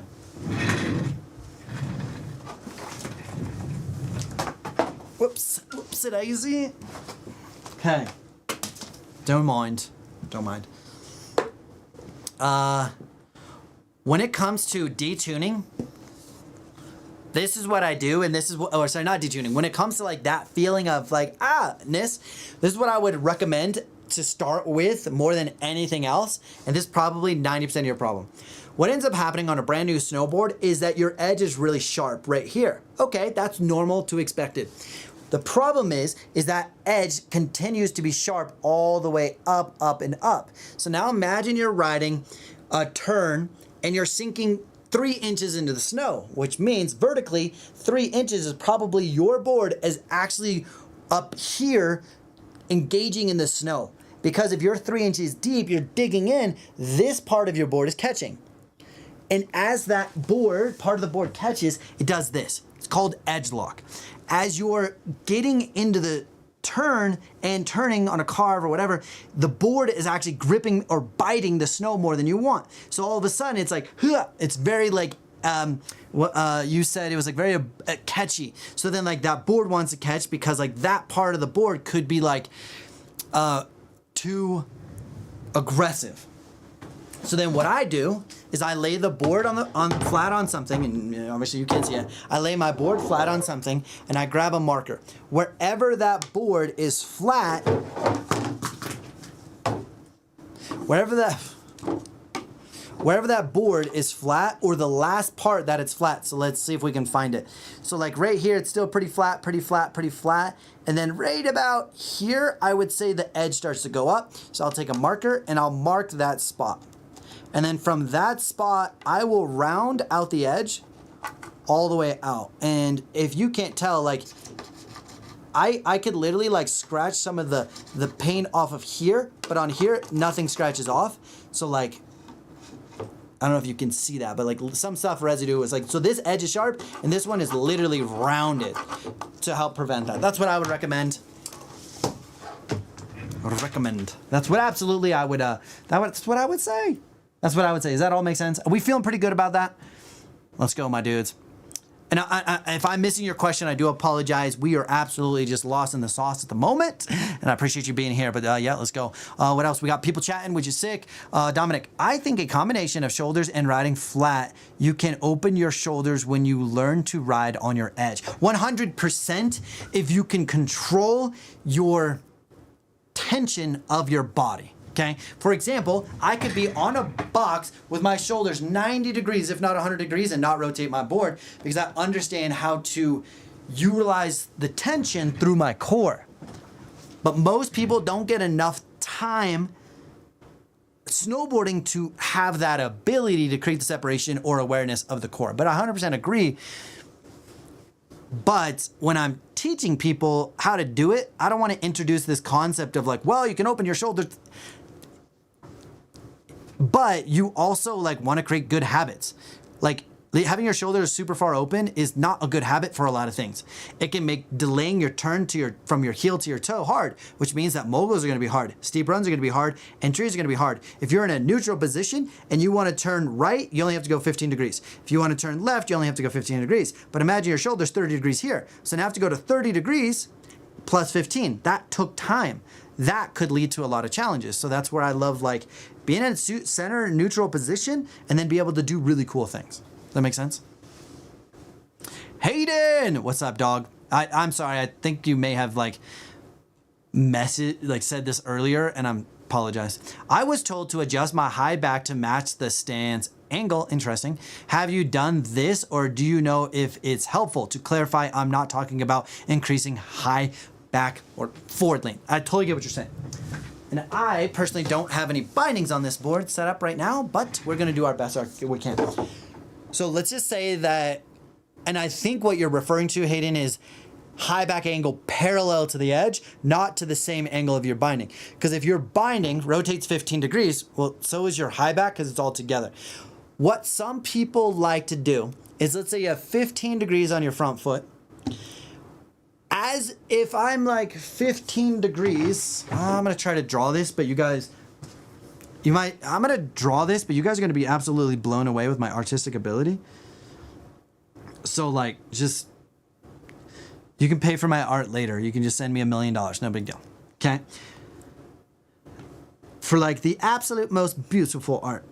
So as we have like, we're just going to try to demonstrate this a couple different ways. If we have like the base of our stance, or here's our binding, and then obviously we have our high back angle. The challenge with this is if we're in a centered position and we're trying to lean back and apply pressure, a lot of times we would apply, and I'm going to change colors, we would apply pressure to this. So now we're losing response, okay? We're losing response out of our high back because we're not getting the full oomph. We also may be getting like a delayed response. Oh, PayPal's calling me. That's interesting. Hopefully it's not a scam. Maybe they're going to give me billions of dollars. So then what people are saying is if we could actually rotate our high back to make our high back parallel, now when we're pressing back, we're actually going to be pressing more of the center of our high back to maximize performance. Now, for me personally, I've done both. I've done parallel to, and like here's like, right? Like here's like our other foot. Here's our board. Okay. I've definitely done that where I've had like parallel. And for me and my riding style, I haven't noticed a significant gain for me to want to do that all the time. Some people love it. Sometimes it's personal preference. But I would say it's going to be personal preference and you're going to go ride, try it and try both. And see if you like it. Maybe you do, maybe you don't. Maybe you notice a 1% increase. Okay, cool. Maybe that's worth it. Maybe it's not. I think that's going to be like personal preference. But the thought behind it is you're going to get more response and you're not wasting energy by the bindings like twisting, if that makes sense. So there's definitely a lot of good value in there. For me personally, I just don't notice that it's enough of a gain, 3%, that I'm like, I'm just going to go snowboard, if that makes sense. Alrighty, what else we got in here, my dudes? Dude, I am hungry. Hayden, cool. Hopefully that all makes sense. And I know my art is amazing. Sarcasm at its finest.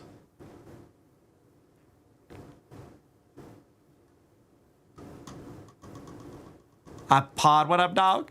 What's up, dude? Clay, any thoughts on freeboards? I live in Southeast ATL. I have some friends down there. And I'm gonna get one because they look awesome. Interested if you have ever tried one. I do have an opinion on it, and there's absolutely no hate. I have tried it. I would not say that you're going to freeboard to truly replace the feeling and the skills to develop on a snowboard. A lot of times, from my experience, is that you're on a snowboard. I recommend when you're making turns, you have 60% over your weight over your lead foot. So your belly button, instead of being like dead center, is more like maybe like here. Okay, so you have 60% of your weight over your lead foot. A lot of times when you freeboard, they want you to have 60 to 70% on the back foot. If you're just like, hey, I want to go ride and go sideways and have fun, I'm all about it. If you feel like this is going to be the tool to change your snowboarding, I'm not sure if I would 100% be confident in that for like a lot of those like boards, okay? So again, it's like I'm not hating and I'm just like voicing my opinion, right or wrong. Just depends what the goal is. You want to go ride sideways, have fun, and have a great time? 100%, I back it, 1000%. If it's like, I want to train snowboard skills all year, that natural position to create the turn is just different on a snowboard versus these boards. And so then like I had an opportunity to do a paid sponsorship with one of these companies that promotes those cross training things. I wrote it and I was like, I don't believe this is right for my audience and what I preach. So I turned down thousands of dollars because I was like, I don't want to say this is like snowboarding because snowboarding is 60% of the weight in the lead foot. This isn't. I don't feel comfortable selling this product saying it's like snowboarding. Does that make sense? Does that make sense? Man, my voice is absolutely getting roasted right now. My vocal cords. Okay, yeah, Clay. And like at the end of the day, dude, it's like, right? It's like what we really have at the end of the day is like our like integrity. And so like, I'm going to give you my opinion. It's probably a hot take. Maybe people like it, maybe don't. But like, that's important for me just to be like true to it, right? True to it, right? That's like, so stoked that you accept my thought or even asked if that makes sense. If that, yo, ride vibes, let's go, dude. Dude, you've been vibing with me for like years now, bro. Hopefully you're doing good. Okay. Chase money, stuck with really being in control of steering my board while trying to attack side hits. Confidently lining myself up where I want to go. Any advice? Yeah, it's very interesting because I was trying to make a video on this today and it ended up being like an absolute bust. But like at the end of the day, the more you can be authoritative. Oh, what? Wait, hold on. No, never mind. Sorry, I totally just missed something. My bad. At the end of the day, it's like if you can have more experience of those situations, the better you're going to understand how to anticipate that. I can see a side hit that has like 5 like and a weird takeoff, but because I've experienced that so many times, I can look at it and know exactly how to put my body in the right body position to handle the and then still do a trick. That comes from experience of both hitting the feature and understanding body position, okay?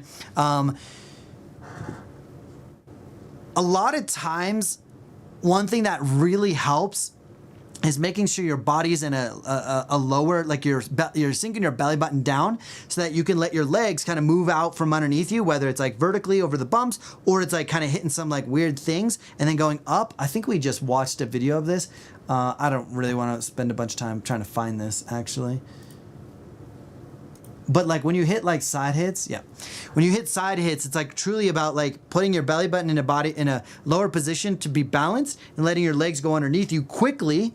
And then you're gonna be able to like lock it in and ride away. So I would even practice that. How quick can you, oh, this is a really fun drill. I forget who showed me this, but oh, this is such a fun drill. Okay, we're gonna do this. I know you guys don't want me to destroy my artwork, but we sacrifice for the greater good. This is called a turn within a turn, okay? Turn within a turn, and then is a drill, okay? Now, this is a super fun drill that you should try the next time you go snowboarding, and you'll be impressed on how challenging yet fun and functional it is, okay? You're gonna start by sinking your belly button low, like I said, so you wanna be in a squat position. Then you're gonna try to make these turns like this, okay? Now, wait, there's more. So now we're gonna start making these turns, but look what I'm doing. I'm making a C-turn out of mini turns. This is one of the greatest drills that I learned at like an instructor course, and I forget, I think it was this guy named Jason Schutrump, legendary instructor examiner from Vail. Coolest dude ever, and I'm pretty sure he's the one who taught me this. Now, this is a demonstration of how to be able to allow your lower body, and let's see if I can like demonstrate it here. Imagine your belly button's low, and then your board just works underneath you. Look how calm the upper body is. This is how I'd be able to do that drill. Turn, turn, turn, turn, turn, turn, turn. What most people do is they don't sink their belly button down there tall. Now try to make a long turn. It's more like I have to lean, and then I gotta lean.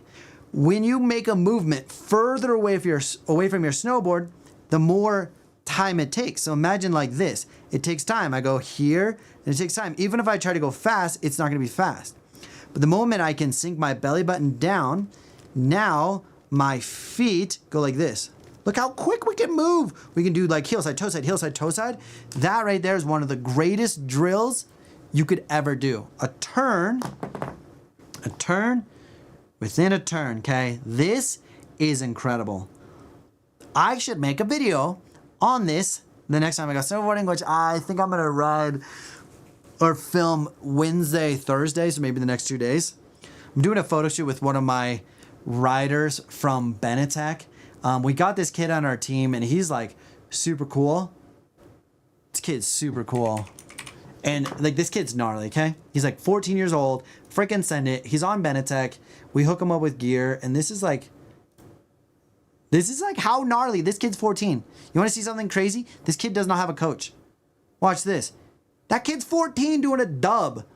And he learned that with no coach. He learned that with one of his friends. Him and his friend were like, oh, we should try this trick. And he learned it. What?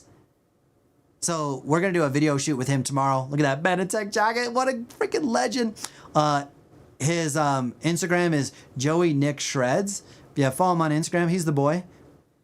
He kills it. So we're going to do a video shoot with him tomorrow. But this drill, I will post it on Instagram, TikTok, and YouTube in the next, I'd like to do it in the next couple days. Does that make sense? Anybody have any questions on that? Ascender, right? This dude's freaking gnarly, bro. Okay, Chase, so that makes sense. So, okay, back to like, okay, here's a turn within a turn, and you're able to make these turns and make this C turn, and you're doing this thing, right? Now, imagine that you could do that on your heel turn.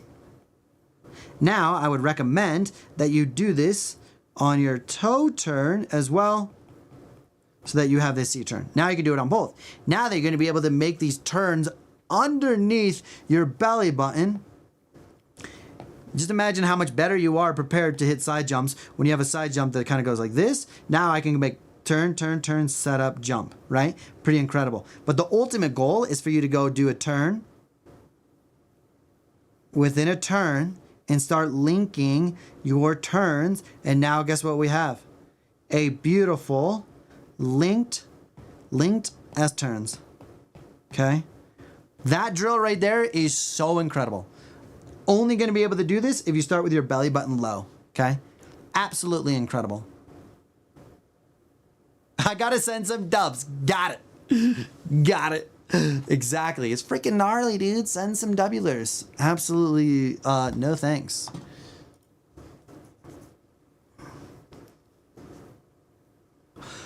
When you are doing the turn within the turn, are you carving while turning? Or sorry, are you carving while trying to maintain the C turn? No. 100%.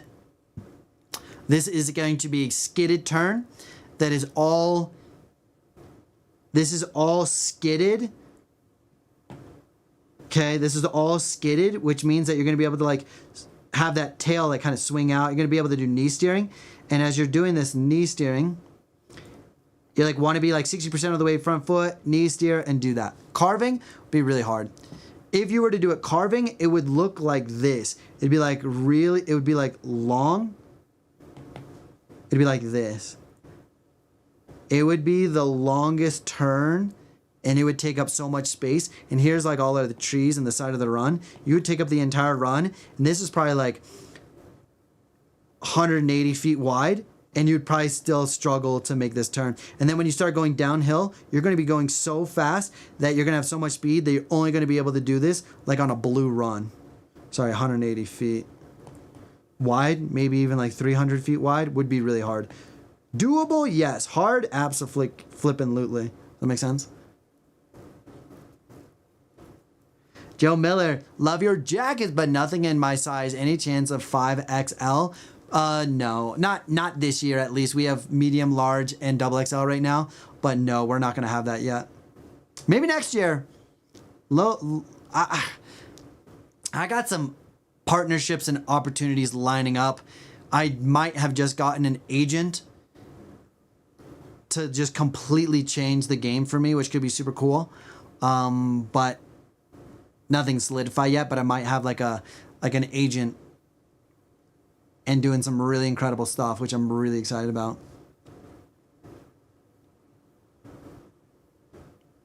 What else we got in here?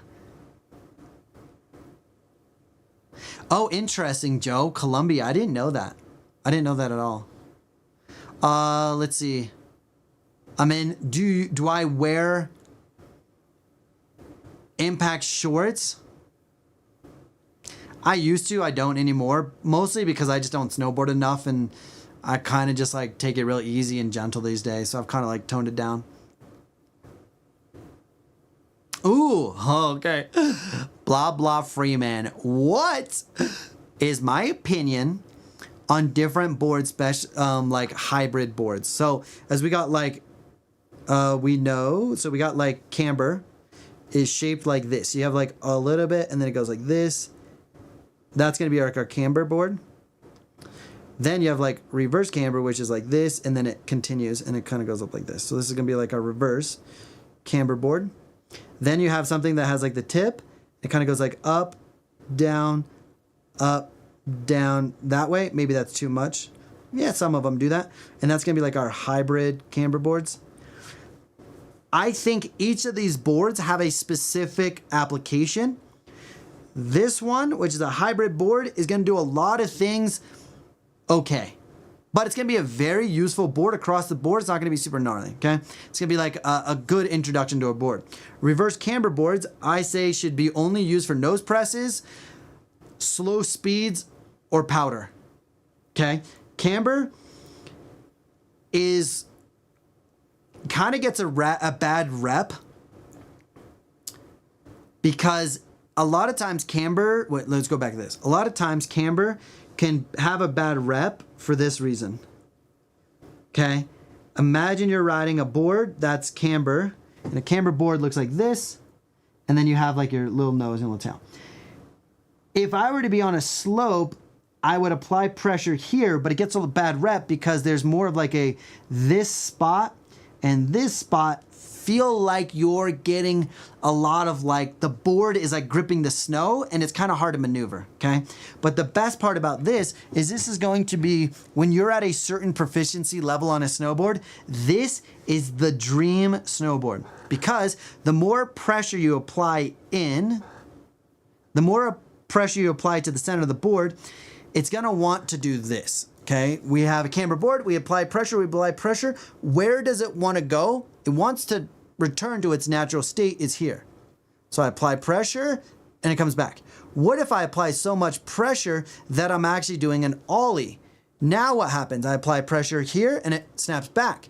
I'm able to do better ollies because my board is now assisting me in the ollie. I put pressure into it and it's going to respond back to me. Now, if you have a reverse Camber board that naturally looks like this, you apply pressure, where does it want to return to?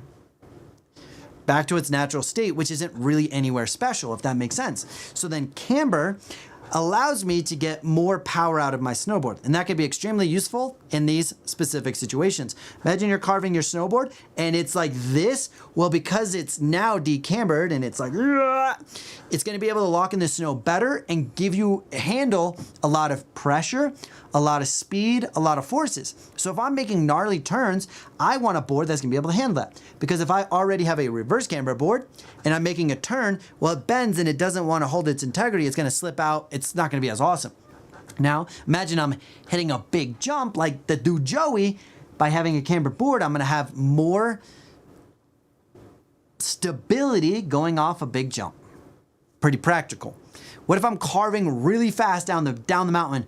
Stable, and it's gonna be strong, okay? So like, I'm a big fan of Camber boards because it allows me to put so much more power in and I'm gonna get a lot of power out. Now, but this does take a level of like authority and control and ownership to make this happen. I gotta put a lot of energy. And if I don't, this thing is going to beat me up. It's gonna beat me up so bad. It's called beat me up. It's gonna beat me up. It's gnarly. It's a really, truly an aggressive snowboard. Now, you can definitely get different stiffnesses of boards for sure. But generally, that's what I have for that. Does that make sense?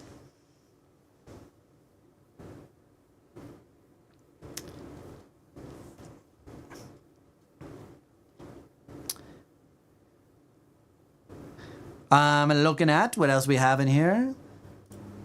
What else do we have? These are great. Let's put them over.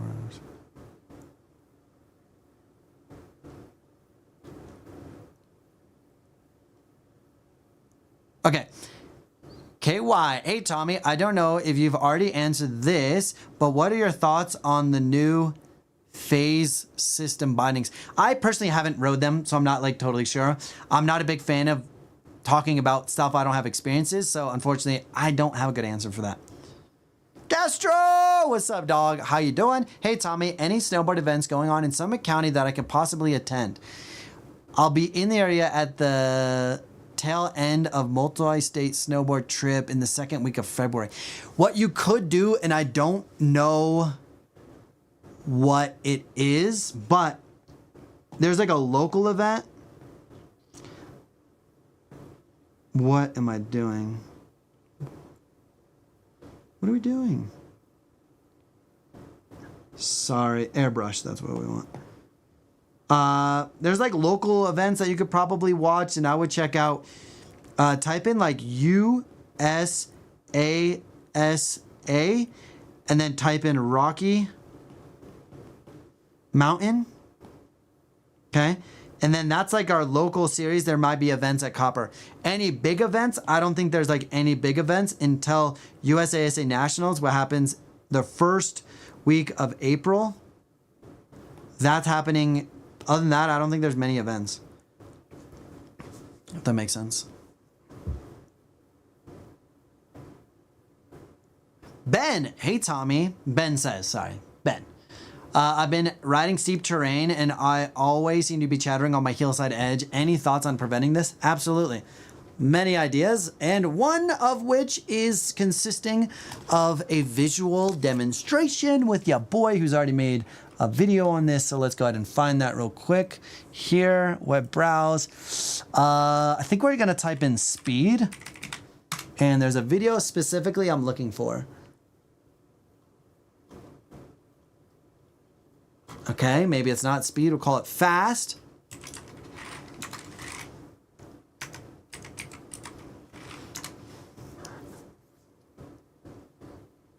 Might be this one. Might be this one. Yes, it's right here. This is beautiful. Cool competition you do with your friends. Go fast. Who can stop the fastest? Exercise you can do on it. Okay, what I'm talking about is going fast, being able to go fast, slow down, and then we're gonna see the result of it. So let's see what happens. An isolated movement. Go fast, slow down. How fast can you slow down? This actually could be a really cool competition you do with your friends. Go fast. Who can stop the fastest while staying in control? That's gonna be very important to going fast, is knowing you can stop.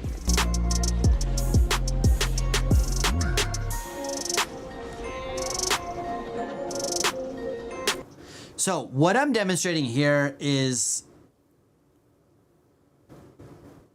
this is, okay, let's contrast it with this one. Too much of an aggressive edge angle and you're tilting too much, your board's gonna start skipping. And then just as I talked about earlier, if you're... Oh, look at that freaking demo. Okay, we're gonna look at it again. We're gonna take the audio down. Okay.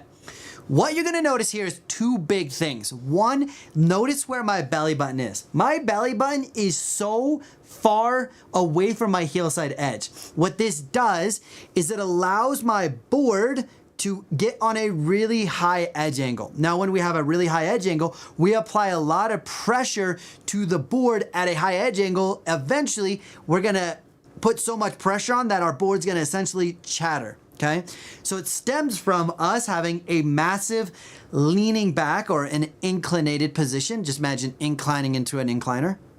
Wow. That's one.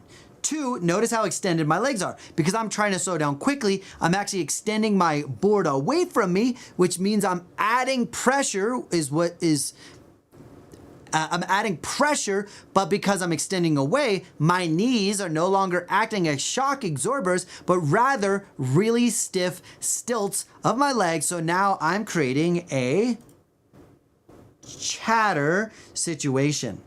Now, let's contrast that with this position in here. Now, I'm gonna do essentially kind of what we just talked about, but I'm gonna go fast. I'm gonna turn my board, but now look where my belly button is. Not as far away. Notice that my spine is upright, so I'm more over my heel side edge, but look what my knees are doing. My knees are actually bent, allowing me to absorb any of those bumps, but because my knees bent, I don't have the same chatter. And then instead of pushing away, I'm lifting up my toes so that I can get a high edge angle without the chatter. Check this out. We're gonna do it again. I'm gonna go fast. I'm gonna slam on the brakes, sink my belly button down. Notice how fast I stop. I stop rather quickly, but I'm in a good athletic position where I don't get chatter and I don't fall over. Boom. Pretty incredible, right? Let's go. Doubler. That right there is worth $1 million. That could change your life. So hopefully that helps. David, what up, dog? David coming in with more questions. Dude, David's been hanging out for like 6 months now. Okay. Hey, Tommy. Okay, sorry. David, pause. Ben, yes. Body position and body mechanics are going to be the cause and the solution. Okay. David says, hey, Tommy. Hello. How do I tune my board like you were talking about earlier with the bevel? Okay. The bevel towards the nose and tail. What should I tell a shop when I take it? So what I would do on that board is grab a file yourself. I wouldn't tell a shop to do this because you're going to spend money that you don't have to. Here's 3 solutions. 1, grab a file and just do this. Sorry.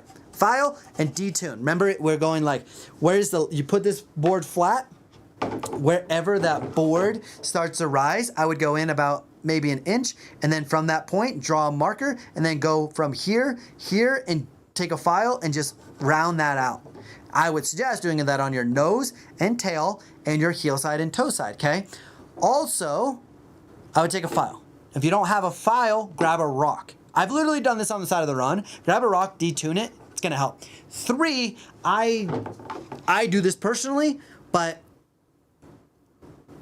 maybe I'm just reckless, but I will literally take my board and just run it across the ground like this. I will literally just get my board at a high edge angle and run it on the ground, and because I'm gonna start to detune that contact point out, and then I'll just literally like run it on the ground if I'm desperate. But the best case scenario is you find a file and do that. Now, if you're trying to do a base bevel where you go 2-degree base and 2-degree side, I take that to a shop. Dude, I am hungry right now.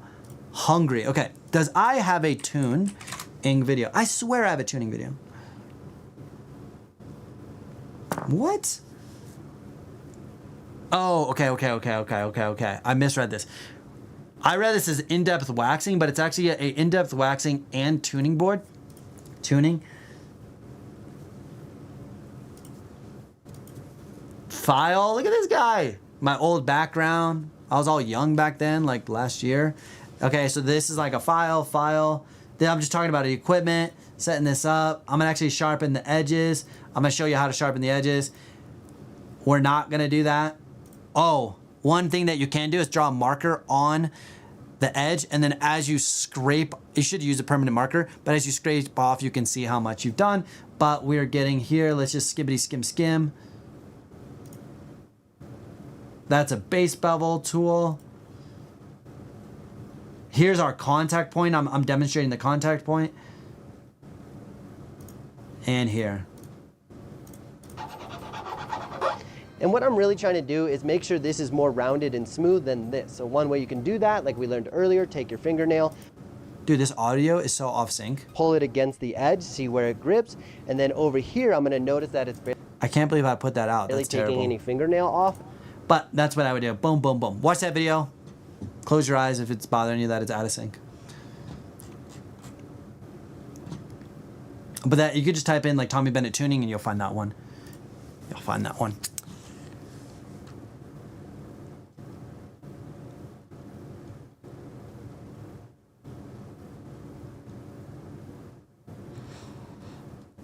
Ben, I would say if you're detuning your contact points, as we talked about from the contact point out, then I would say that's universal. If you're doing the 2-degree base valve on the 2-degree edge, that is for park, specifically rails, not jump, specifically rails. What's up, Mike? What up, Mike? Okay, Doc Paps says, when you detune it like that, does that decrease your risk of catching an edge? Or what are the other benefits? Dude, I'm hungry, thirsty, and freaking ready to send it. Mike, I'll get to your question in a second, okay? I got you, dude. So essentially when you're making a turn and you're on edge and you're detuning the contact points, you're preventing this part of the edge to get in the snow and grip, and you end up getting like edge lock where like the nose of the snowboard wants to grab and like literally like toss you back uphill. Okay, that's like not the jam. So that's why I would do that, is that when I'm on an edge, I am specifically on an edge here, I can control, I'm on an edge. What if I want to stop being on an edge? I can just let go. But if I have this part of the board gripping the snow, you can literally get edge locked, crash, and it controls you versus you controlling it. So that's like that benefit of that, 100%. How do you get rid of rusty edges? Actually, I'm not going far. I'm literally gonna stay right here. Big shout out to Pearl Wax. Pearl Wax is like a sponsor of mine, and they hook you up with like a 15% discount. And they have like a box of goodies, and they have like this tuning. Look at this. Look at this thing. They got like, oh my God, big shout out to Pearl Wax, 15% off. If you just type in Tommy15, Tommie 15, 15% off any order ever. Pearl Wax, you can get, okay, this is not supposed to be sponsored at all, but like they have like the sickest iron. It's like a digital snowboard iron. Oh my God, in love. Secondly, they have this. Okay, now why? I can't believe I had this right here. Whoa! Okay, good.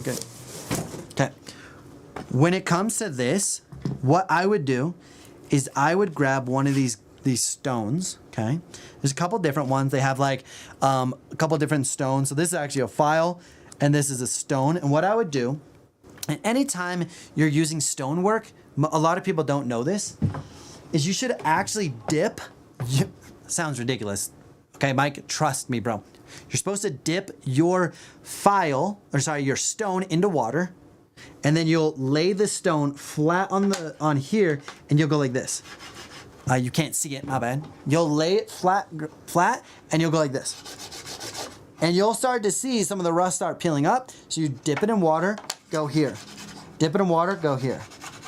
Then you take just like a paper towel and wipe it away and see how much rust is still there, and do that again, do it again. And then if you wanted to, you could use like something like this, where you like set this up inside it, and then you can go like this. Now this part with the file in it will go and do the side. So now I have the side and here. But make sure if you have a 2-degree base valve and a 2-degree edge that you take that in consideration when you're setting this up. On the back here, it does say angle. Right now, it says 0. And then I can turn it to go to 0.5. I can turn it to 1, 2, I can do that. Okay? So then I can match that so that I'm making sure that because if I have like my edge at 2 degrees and I'm only doing the bottom, it's lame. I need to match it parallel to the edge, right? So that's how I would do that. And then like I said, this is like slides in here, and then you're good to go. So this whole thing is also going to be like on pearlwax.com, Tommy15 for a discount 15% off. The reason I mention it is because you can save 15%. In 15 minutes or more, you can save 15% at pearlwax.com with the code Tommy15 in 15 minutes. Randy says, still using my Pearl Roto brushes that I got off of your discount code LFG. Let's fun go. Let's go. We love to hear that. Kind of like ice skate sharpening, right? 100%. Okay, Ben says, so is that stone only for getting rid of rust, or does that sharpen the edge as well? So in the thought, and I definitely go more nerd when it comes to like edging and stuff on this video, so definitely check that out. Boom. But that's not the only purpose. So essentially you have like stones and you have files. Now this is just, I have other stones and other files, but like this one right here, this is like, haven't even opened it yet. This is so fresh. So this stone right here will actually sharpen the edge. It's gonna take a lot of, not a lot, it will take pieces of the edge off. Okay? This acts more as a, why can't I think of the word? It's like, what's it called? Like sandpaper. Okay, this acts like more like sandpaper. So then you're gonna go through the grits, like this is 1,000 grit, here's our 240, and here's our 500. So you would start with like a 240, which is gonna be like aggressive sandpaper, and you're gonna like kind of polish it out. Then you can go to the next one and go 500 and make it a little bit more polished. And then the last one is 1,000 to polish it out. Also, a lot of times when you like have a 90-degree edge angle and you sharpen the edge, you're actually taking edge off, but you can create a burr that instead of being perfectly 90, now imagine you had a little burr like this. And now this little burr, as I tried to demonstrate with my little finger, is imagine that burr is a little rounded. So now that rounded burr is no longer a sharp point, it's rather a rounded burr.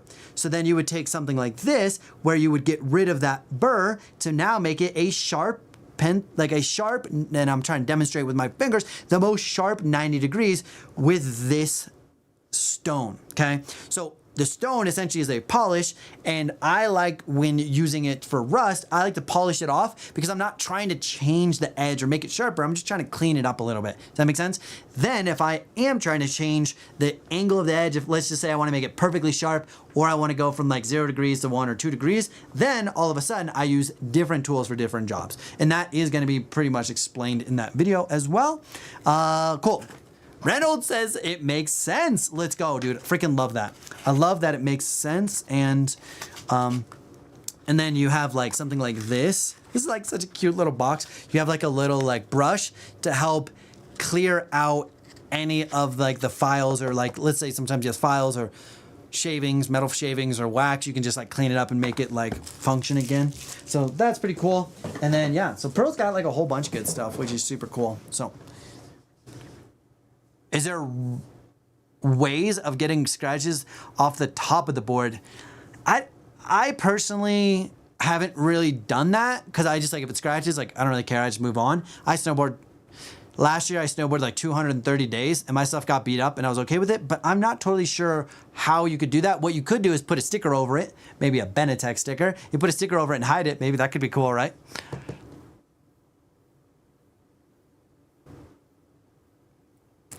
Once you get to the end of a feature, prepare your shoulders to go back straight out and don't land in the stopping position.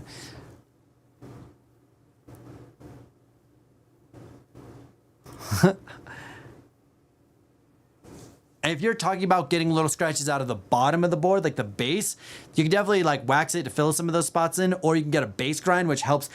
Just if you have a scratch that's like this deep, then you can base grind it and make it smooth again. But if it's like a big scratch, then there's only so far low you can go without actually losing the integrity of the base, because you don't want to go too thin. And sometimes you do too much edges or too much base, you can make your edges so thin that they'll crack, break, and fall off anyways.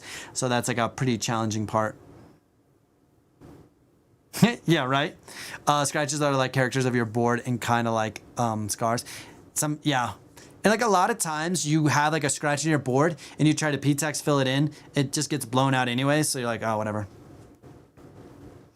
Ben says, Tommy, you were mentioning about 2-degree base bevel. Would you recommend for a board that does all the mountain, or does that just park? I've never tuned my board to a base bevel. I would say that if you're gonna ride rails, like my example, if we can just like demonstrate this, imagine you have a box like this and you have my phone and they're like flat together. The likelihood of you accidentally being a little too forward and catching an edge, probably high. But imagine we can see this here. Imagine your like edge was up a little bit. All of a sudden you're not gonna catch an edge because you have a little bit more room for error versus it being flush, right? So I would say that the base bevel is specifically for boxes and rails. I would not recommend that if you're big mountain riding. or doing anything else besides riding boxes and rails. Like, I can still ride boxes and rails while hitting big jumps, half pipe, carving, moguls, trees, cliffs. There's no downside, but there's no downside if you want to ride rails and boxes. But I would definitely only do that if you're really trying to ride boxes and rails. Or else, like, I wouldn't really worry about it, to be honest. It's probably, like, not worth it, right? Mike, you had a question, retracted it. Now, I'm curious what you have to say. Dude. All right, what else? We got a lot. We got some vibes going in. We've been going for like 2 hours. I didn't really think. I thought I was gonna ride like vibe with you guys for like 20 minutes, honestly.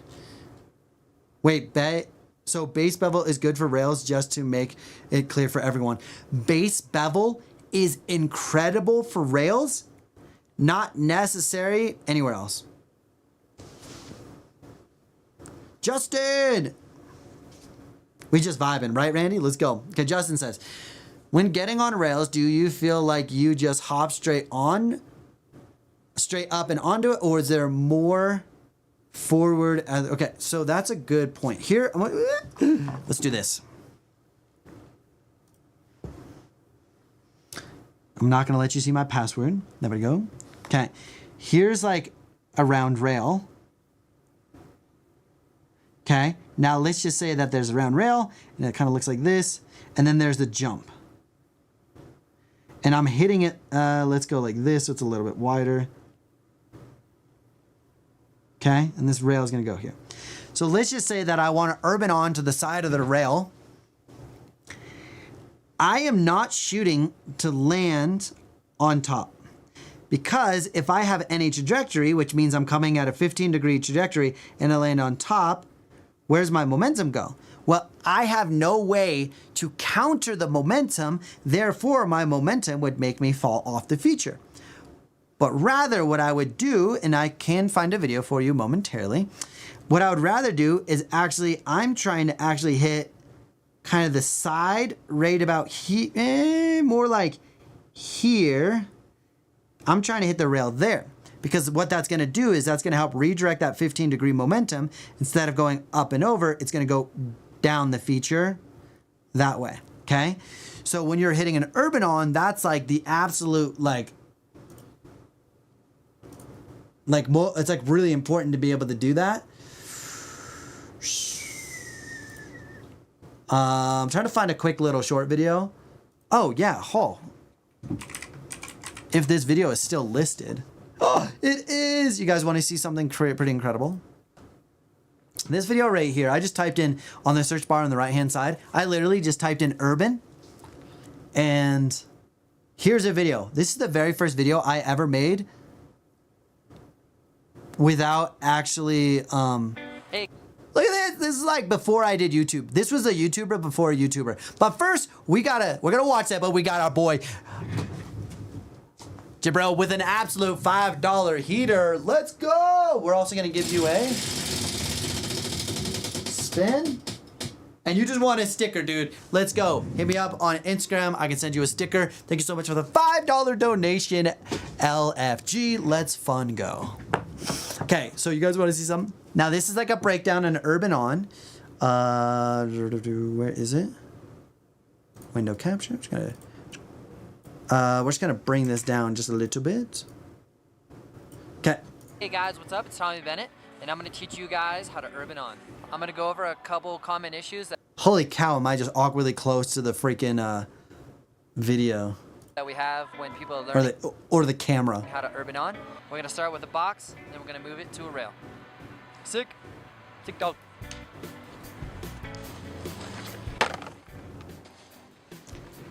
So this is like the beautiful picture I drew. Notice that I'm coming in at an angle, and we're gonna slow this down. Slow this down. Notice that I'm not landing on top, but I'm actually landing on the side. Look at the angle of the board. I know it's blurry. I am lifting up my toes. Notice that my toes are higher than my heels, so I'm actually landing on the side as I just demonstrated here. I'm aiming for that spot right there when I'm doing this. So then I play it. That's gonna help me redirect my momentum downhill. Wow, this is, oh wait, I was like, wow, this edit is so slow. Now, I'm not going to go through this whole progression. You can literally go watch this on your own. Common mistakes, not committing. Early because the center of mass. Oh man, I'm such a nerd. Okay. Yep, so then there's that. So this video is good, but that's how I would do that, if that makes sense. With the urban on approach, hitting rails. Let's go. Yo! Anonymous with a $5. Let's go! I don't know who that is. It does say anonymous. Who that be? We're going to give you a spin, and if you win, then you know that you won. Let's go. With no comment, no word? Ah, missed it. Dang it. Dang it.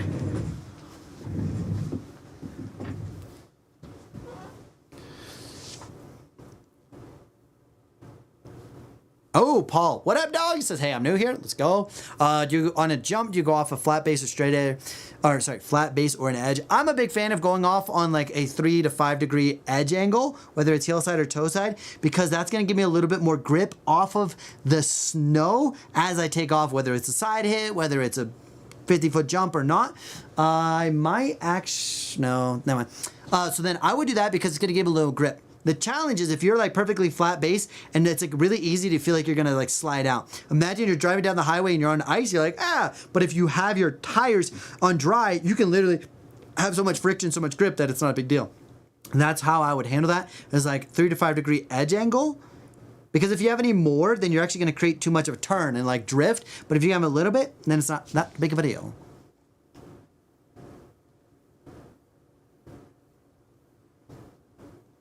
Oh, son, polls, let's go. Hey, Tommy, love your videos and the way you explain stuff. Let's go. I'm dyslexic AF, but we're going to keep going. I have a question about toe side turns and not hunching over or bending at my back.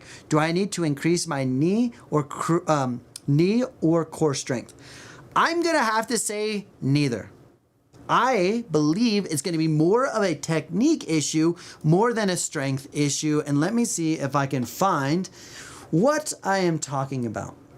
Now, I recently did this video that is going to be a good visual demonstration of what we're doing. So we're going to go over here and we're going to type in switch. I know you guys can't see it just yet, but please wait. It's the absolute fastest. Okay, hold on real quick. Let me just like try to find something real quick. Okay. So let's just look at this body position right here. This right here is a switch turn. You can see a little bit of the line in the snow right here. I'm going, can you not see my, oh, there we go. Right cursor. Here's a little bit of the toe side turn. When we're doing a toe side turn. So right here, you're going to notice that my spine is relatively upright. My hips are pressed over the toe side edge and my shins are pressed over my toes. Now, when we're on our toe side edge, this is a very good body position simply yo, Jesse! He says, let's go with an absolute banger of a $5 donation. By the way, Jesse also gets a spin of the wheel to win some stickers for BENETEK. Let's go.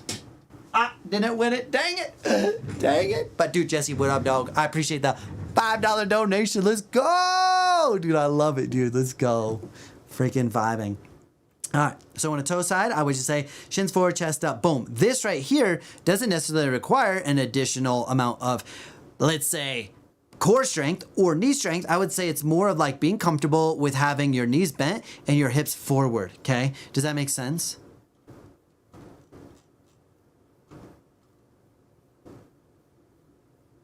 Does that make sense? Because then all of a sudden we're in like a balanced position and it's more technique than anything. I think that's going to play the biggest part, if that makes sense.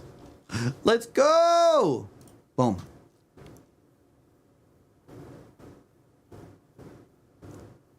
Cool. Absolutely. Let's go, Sun Pulse. Let's go. So, which is good, right? Because I think it's a simple fix that you can go try the next time you go snowboarding. I also have, like, I swear there's a video that I made recently that's probably an actual...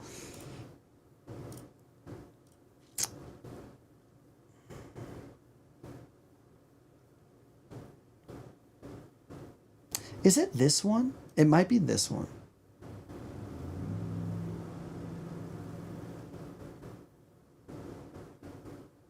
Is it not this one? WTF, that's not it. Is it this one? Oh, it is this one. Okay. Even though this is carving sun poles, check this video out. If you go to it says how to carve a snowboard, 5 steps for beginners. I'm going to start demonstrating the most ideal body position, and I put a lot of effort into the editing and like all this stuff and explanation. And so I would check this out, but I start talking about body position, hips, and where that should be. That's going to be a better explanation other than just like this, right?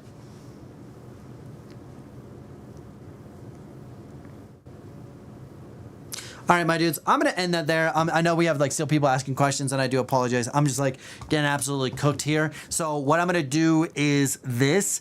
I am going to say if you want a chance to win a ski pass, check out my Instagram on shopbenetek.com or like Instagram at shopbenetek. This is your chance to win and win a ski pass. But you're like, oh, Tommy, I already have a ski pass. That's fine. Go follow us on Instagram, and you're going to have a chance to win $800 Venmo to you. So then you can put that towards a pass, reimburse yourself, whatever. So whether you have a pass or not, I can literally just go send you a $800 if you win. Okay. Now follow us on Instagram for an entry, share it on your story for an entry. And then if you want to increase your entries, any money spent on Shop BENETEK, for every $10 you spend, you get another entry. So you spend $100, you get 10 entries. Okay. But you do have to follow us on Instagram. So if you want to win, a ski pass, how freaking incredible. Sick, right? A ski pass, what? $800 towards a ski pass? That's pretty awesome. So that's what we're going to be doing. So check out, it's going to be linked down below under the gear, Shop BENETEK, spelled like that. It's going to be my company. We do goggles, jackets, all sorts of stuff. So check that out. Lots of big stuff coming on there. I can't talk about it yet, but we got a lot of awesome stuff, new stuff, great stuff coming in with that. My goal is to run Shop BENETEK for the next 20 years. I'm in it for the long run, super pumped, and every gear that we create is with the intention of trying to literally make you have more fun, feel less restricted, and enhance your day. So that's literally what this that, and we're and there's more. There's a lot more stuff I don't really want to get into right now. It's awesome. I'm excited. I'm freaking have a headache. I'm cooked, but I love you guys. I appreciate you. I know there's more questions. Come back next Tuesday at 3 o'clock. I'm going to be doing this again. I might be going out to I might be traveling in a couple weeks. So I'm going to be doing these as much as I can. So join me next Tuesday, 3 o'clock. Put your notifications on. We're going to be answering as many questions as possible. We've already been on for like two and a half hours. So on that note, I love you guys. Appreciate you. You guys are amazing. Isaac, I'm bummed. Sorry. There's a lot of great information if you watch from the beginning. We go over a lot of useful stuff. Super awesome. But I'm going to get there. I'm pretty cooked. I love you guys. Appreciate you guys. Holy cow, I have a headache, but that's okay because I appreciate you guys. So on that note, I'll see you in the next one. Love y'all. Bye.